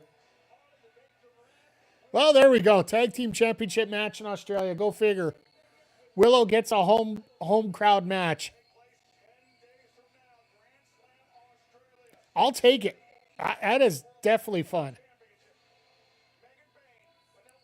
No, don't apologize. Like, that's what we talk. We talk about different things, but I'm sorry. We got some breaking news coming down here, so that's pretty awesome. The fact that we're gonna get this match back, and I guarantee you, Willow wins it. Because last year, Willow ended up losing to Mercedes at Grand Slam Australia. So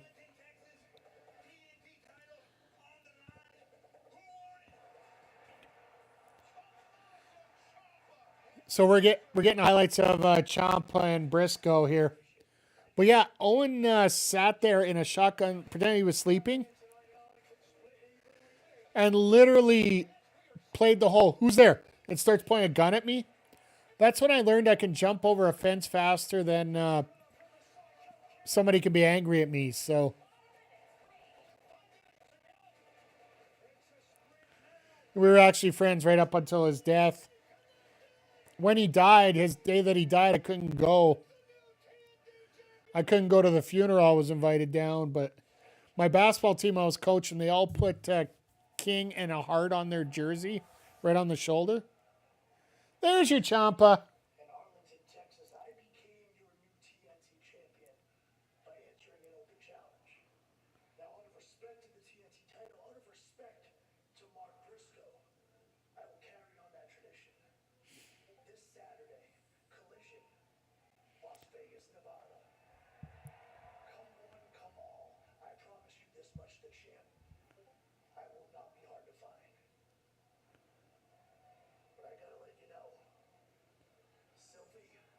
Sylvie.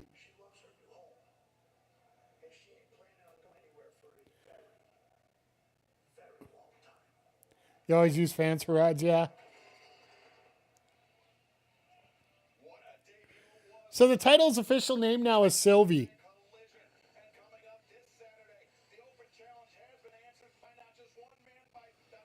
So now, oh my God.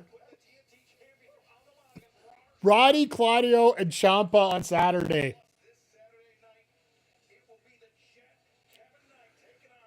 Kevin Knight, Scorpio Sky. That's going to be a lot of fun. Yeah, that 8-man parking lot brawl. I think that might be the end. Never bred her all, but called a pair. That's fair.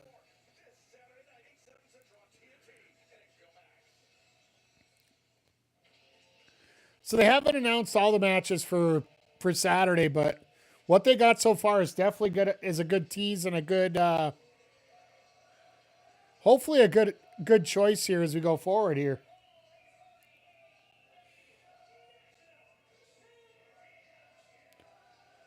Whoa. Sorry, everybody. It keeps being stupid here. I swear, if it ends up being this bad consistently, I'm going to find a way just to switch over to back to OBS real quick. I will have to do some work on it, so.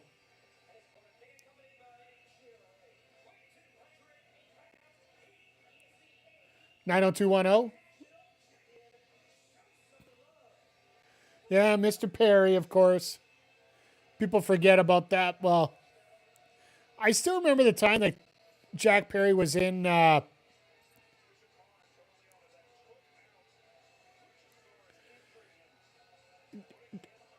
Perry actually worked up here in Alberta for a promotion called Heart Legacy.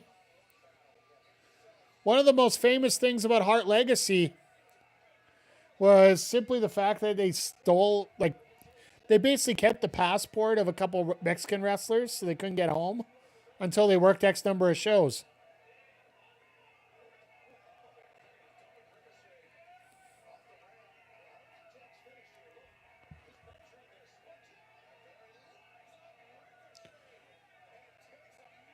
Like, there were a lot of stories we heard too, and it's the one thing I hated about the Alberta indie scene. Everybody had a story about everybody else, never in a good light. Like, you want to talk about the tribalism in at the TV level, it's just as bad in Alberta across the board. Or at least it was pre-pandemic. Now it's not as bad. Like, it has calmed down quite a bit.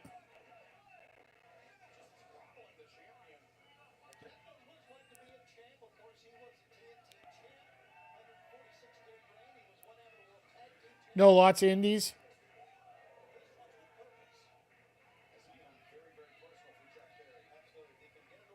It you know what? If you can get a chance to get out to your indie shows, I highly recommend it.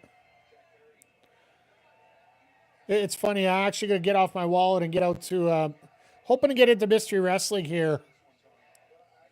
If I can get a ticket tomorrow, I'm gonna hook one up after stream.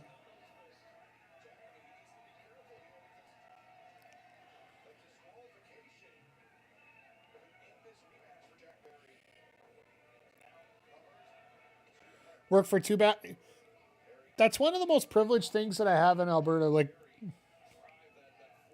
in the time that I actually worked with indie wrestling promotions, I worked at least one show for every single wrestling promotion in Alberta pre-pandemic. At least one. There were 7 different promotions in Alberta. I worked for each one of them.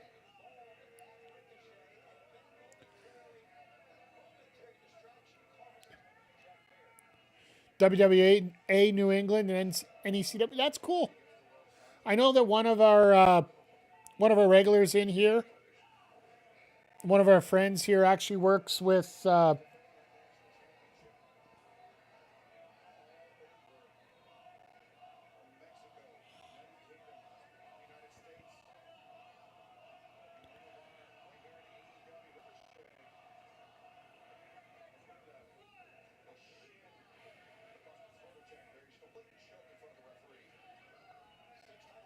Sorry, I just had to send a quick message out here.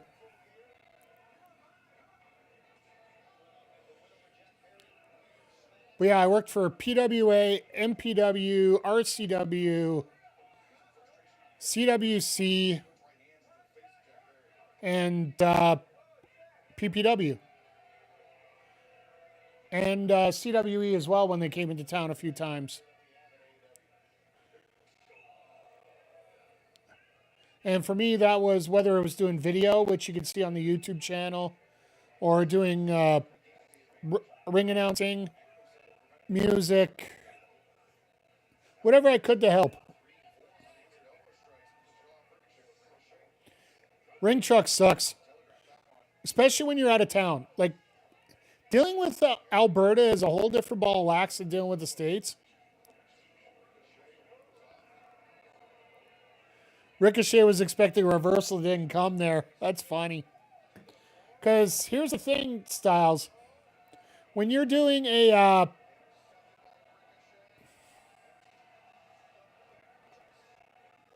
Shivani already knows to get out of the way. Think it's cool until sun breaks down, yeah. But the thing is, when you're dealing with a promotion down there, how long's your travel? Maybe a couple hours tops? Like, realistically, our shortest drive for a promotion would be 90 minutes. But typically, you're looking at a 3-hour drive between venues, if not 6. just because we're so spaced out around here. So it's a whole different ball of wax going through things. So.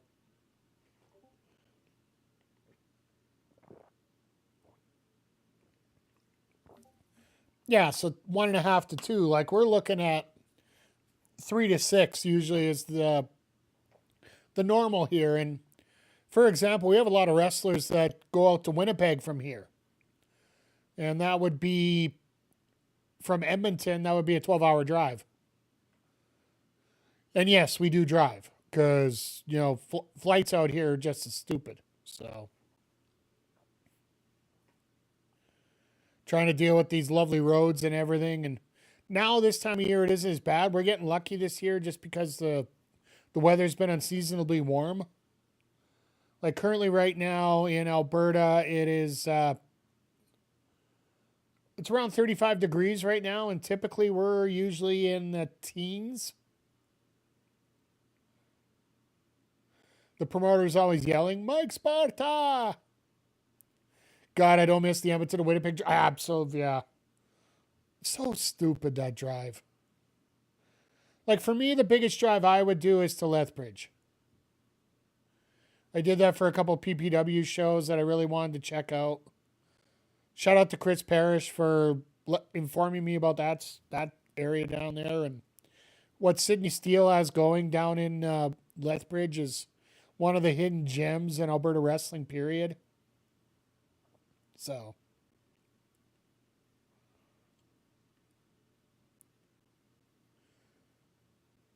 Special shout out to PPW in that sense.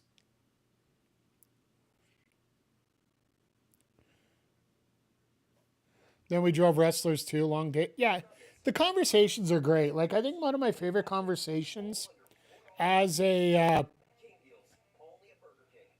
wrestling fan would have been with, I thought we were getting out of commercial break here, sorry, was the Monster Abyss. I drove him an hour and a half from one of our venues in Central Alberta, Springbrook, up to Edmonton here.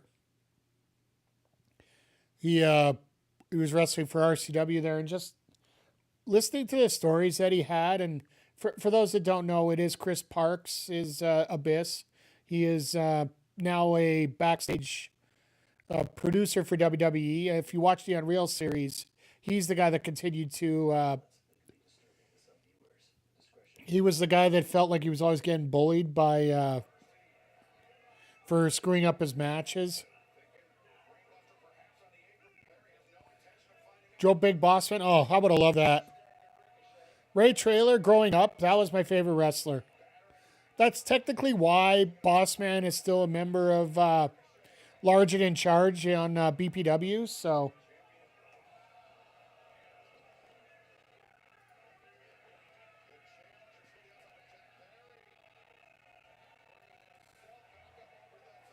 Yeah, he does Gorilla now, yeah.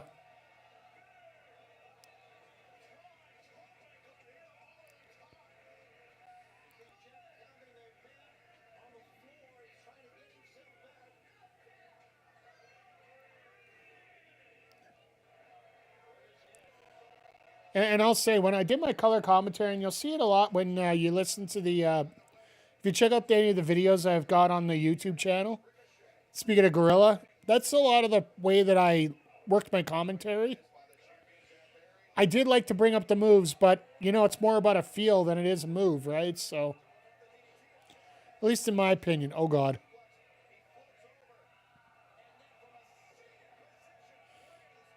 One, two. Oh, shit.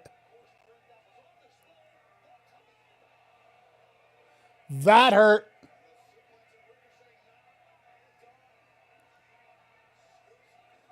Death Valley Driver on the floor.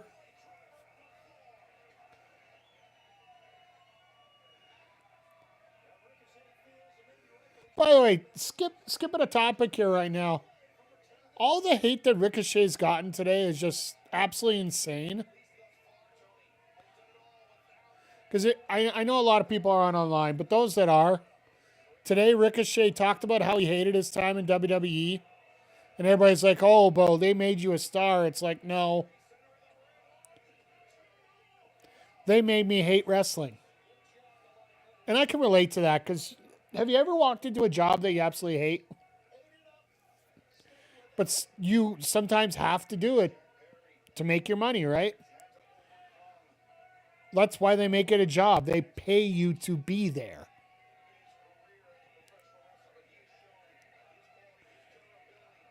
WWE has its own way, yeah. Like it's not like they volunteer you to. You're volunteering your time to be there, right?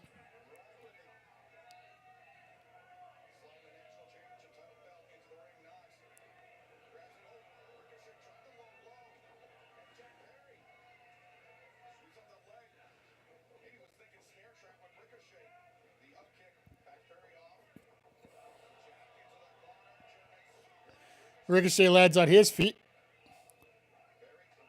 Oh, God. Oh, God. Spots and everything. Everything this time sucks. Yeah, fair enough. Poison Ron out of nowhere. Into a DDT. Somebody's head's going to get rocked here right now.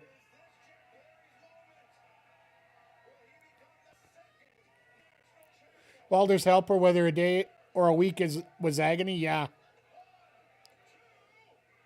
But you do it to pay the bills, right? Like,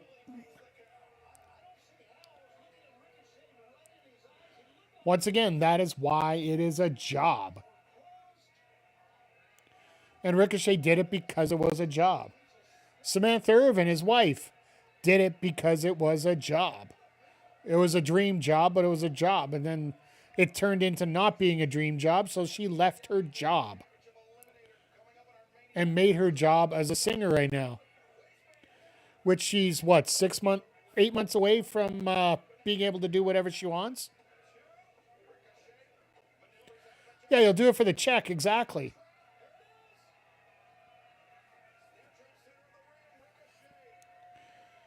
And many people feel that Ava was not able to talk about the way she wanted to talk. But then as soon as she got out of her deal with WWE, she was able to openly talk about stuff.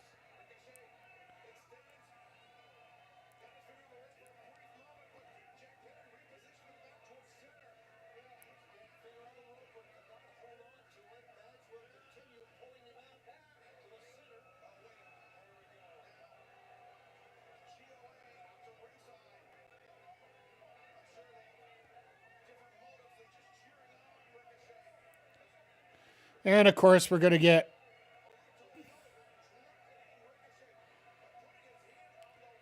George South made a living for losing. Yeah. All right, we'll see you back here in a few, Walker. We got our main event coming up here in just a few minutes, and then we got Backbreaker Pro.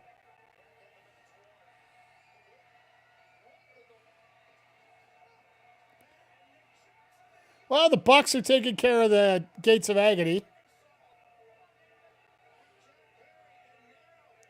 Oh, no. Now we're getting creative.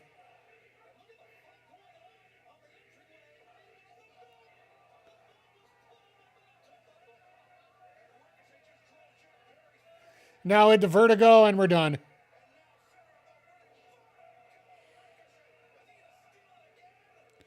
Yep, Ricochet steals it one more time. Baby, hit me one more time. With another stolen victory. Ricochet finds new ways to cheat. That's always a cool thing. It's cheesier than hell, but it's another way of doing it. At least Ricochet knows that he has to keep the title the right way when he poses it.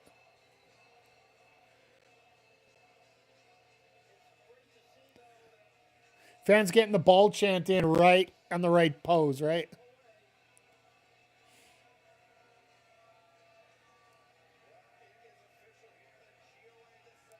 Winners move on to a three-way tag team number one contenders match on Dynamite.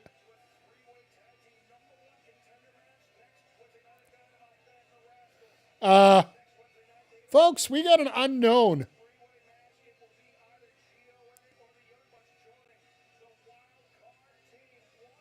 All right, time to speculate, folks. Who's the wild card team?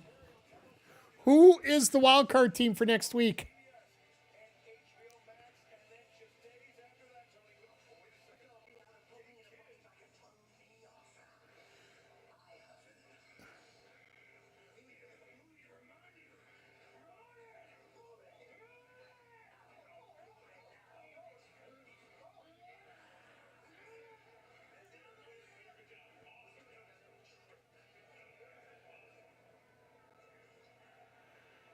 Oh, God, here we go. Darby getting his movie in for tonight.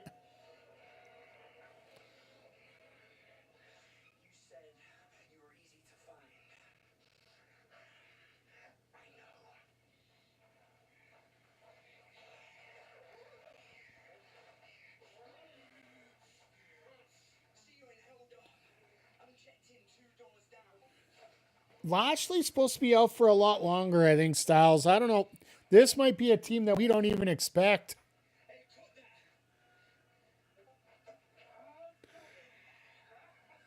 Oh, my God, he's got an Aussie blade.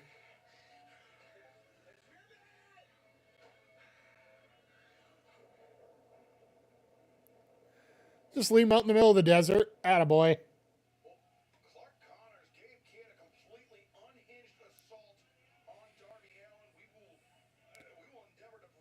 I was going to say, I'm unhinged. Okay, maybe. But unprovoked? Hell no.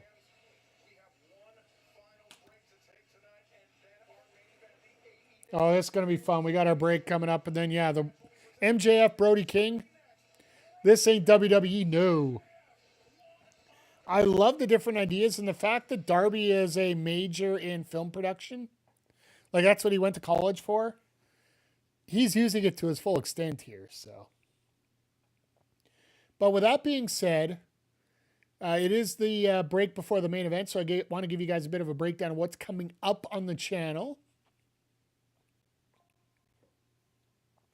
So tonight, I want to get this up here for you right now. Rundown for Backbreaker Pro Wrestling Madness, Episode 5, coming up after the break here, exclusively over on Twitch.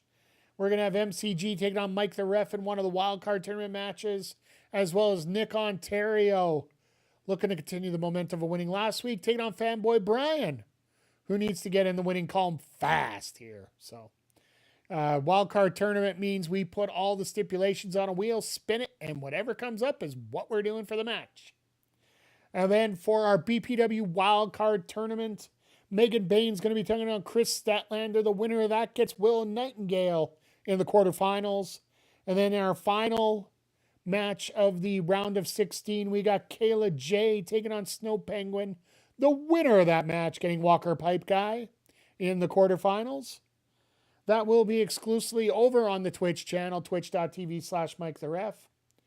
And then next stream will be tomorrow morning, bright and early, 9 a.m. Eastern, 7 a.m. Mountain, 6 a.m. Pacific. We're going to be here for the partner presentation of Nintendo. We're probably going to do 2 streams tomorrow because we'll do the early one with the watch along of the presentation, and then looks like we're probably going to do a 2XKO stream again tomorrow to give you guys more of a feel about what's going on after we did 2XKO on Monday night. We only got an hour in. I'd like to get a little bit more. I'd like to be able to get Caitlin unlocked. No stream Friday. We'll be back on Saturday with AEW Collision from Vegas, the tape show that they're doing after tonight. And then as well, WWE 2K25 My GM mode, where we are on season 3. We're going to be doing trade and week 11 and 12 because they're doing a 2.5 hour collision next week for Grand Slam Australia. We're going to do 2 weeks of My GM this week and 1 week next week. So sort of balance out the time a little bit more, make it easier on everybody here. And then coming up Monday, Tuesday, once again, it's a TBA. Hope to get on the sticks again with a little bit of fighting games or maybe possibly a little bit of Fortnite. It's been a while since I've been on Fortnite, and I really want to get back into it. And then, of course, we'll be back here Wednesday for an absolute jam-packed episode of Dynamite. So if you're watching on YouTube, make sure you hit the thumbs up. Make sure you hit the subscribe button if you haven't already. If you're watching on Twitch, make sure you hit the follow button. But no matter what, whether you've been lurking, whether you've been chatting, or you're looking for a good time, thank you for being here. And make sure you tell all your friends. Because we'd like to grow this channel, make it a little bigger, and I hopefully can get Meld fixed.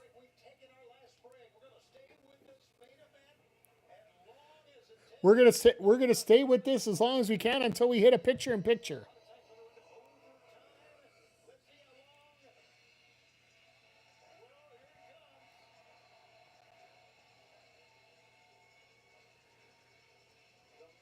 Brody looks so damn ready.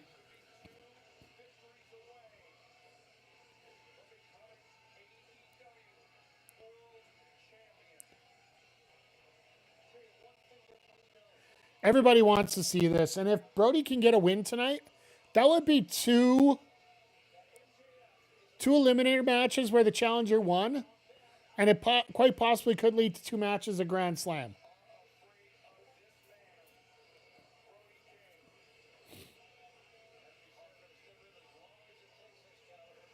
Think of it this way too: we got Brody King and MJF, or Brody King and AEW possibly.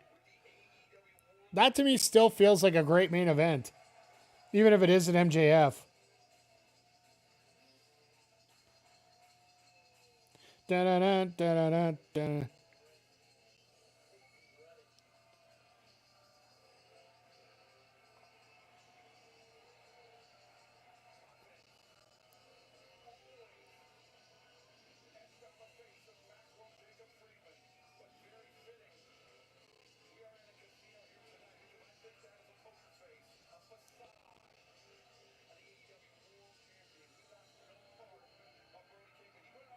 Oh God, what did Departicus say here?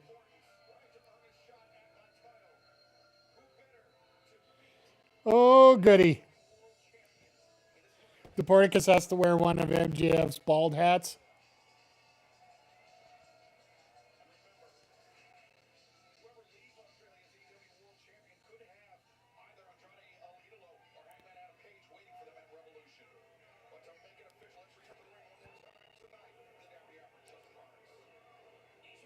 Even MJF's a little bit perplexed.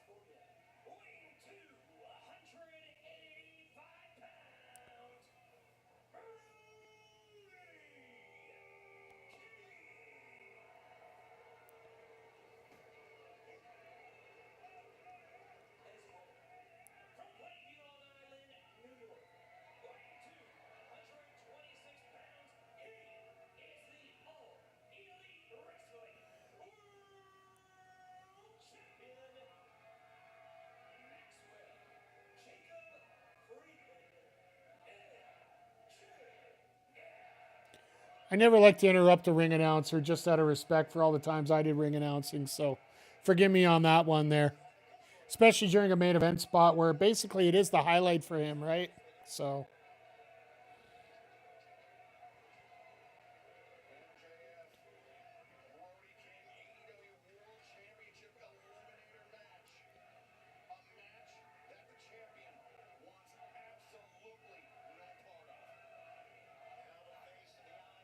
Sorry, I gotta block trolls here right now. Sorry.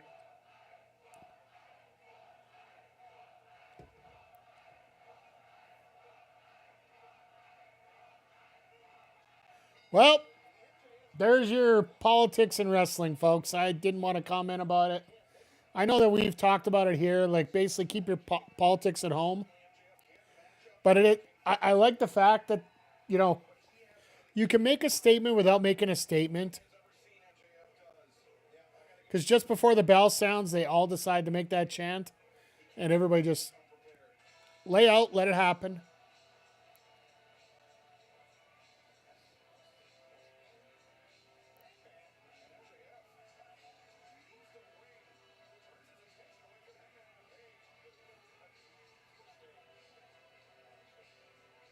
Oh, here we go. Bell's rung.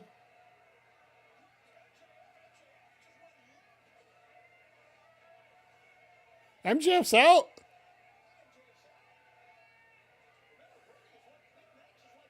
Brody, Oh my God, this would be hilarious right here.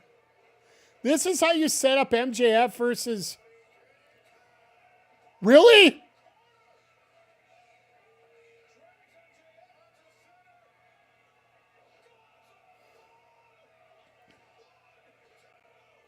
Oh my God! Folks, we're not going 20 minutes over. Hangman literally came up to screw MJF. I love every second of this. I love this.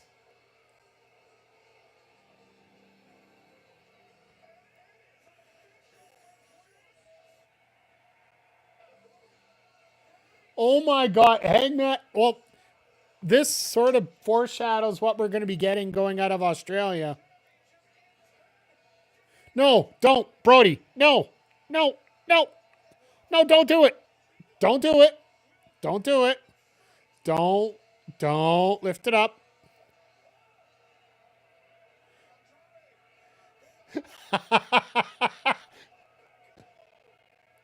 Andrade, as soon as he didn't move, he turned around like, oh shit.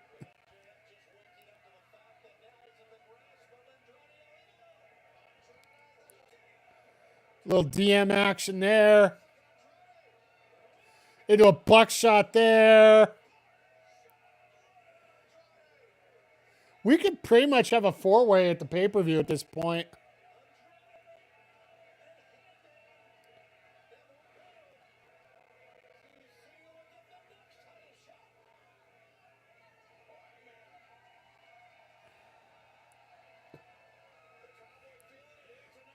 This is one way to get your... Oh, yeah, there we go. Why not do it again? Fuck it. Let's go. Drop him on his head again. No. Brody, don't ever put the title over your head when you don't own it. It's as bad of luck as you'll ever say.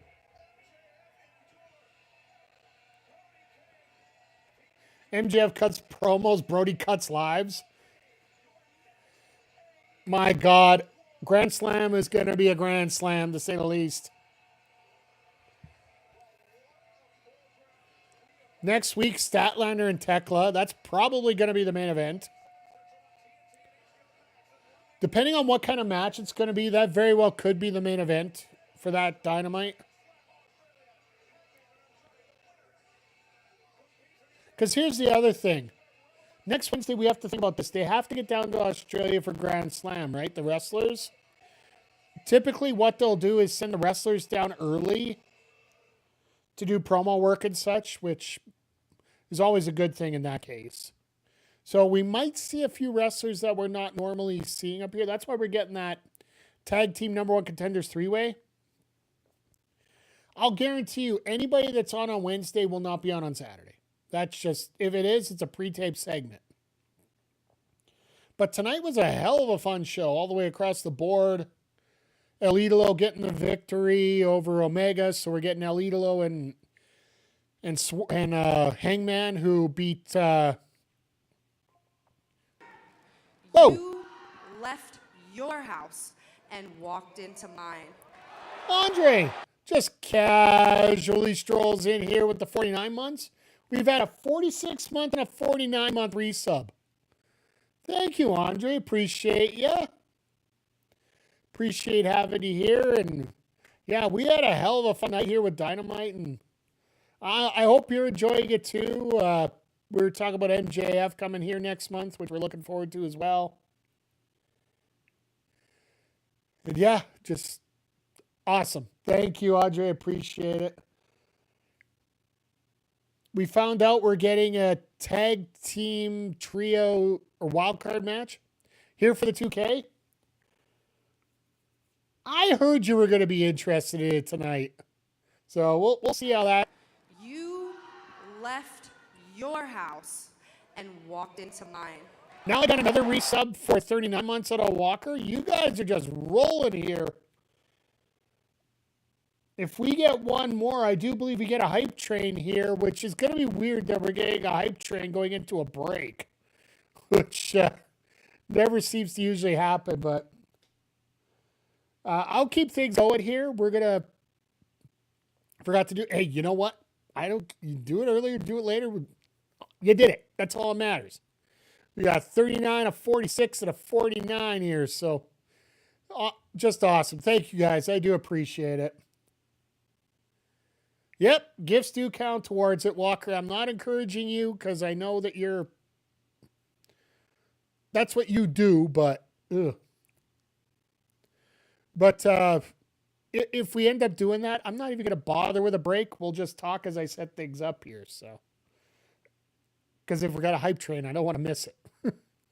But no, tonight was. I know you all too well. Exactly. That's why I'm not encouraging this kind of behavior, even though I do have the sub goal listed right over there. So that's just saying. But yeah, tonight, great show. Saturday lining up to be a great show. Oh, frick, here we go. Now, Phillips rolls in here now. Now we got the train officially running. Choo-choo. Your house.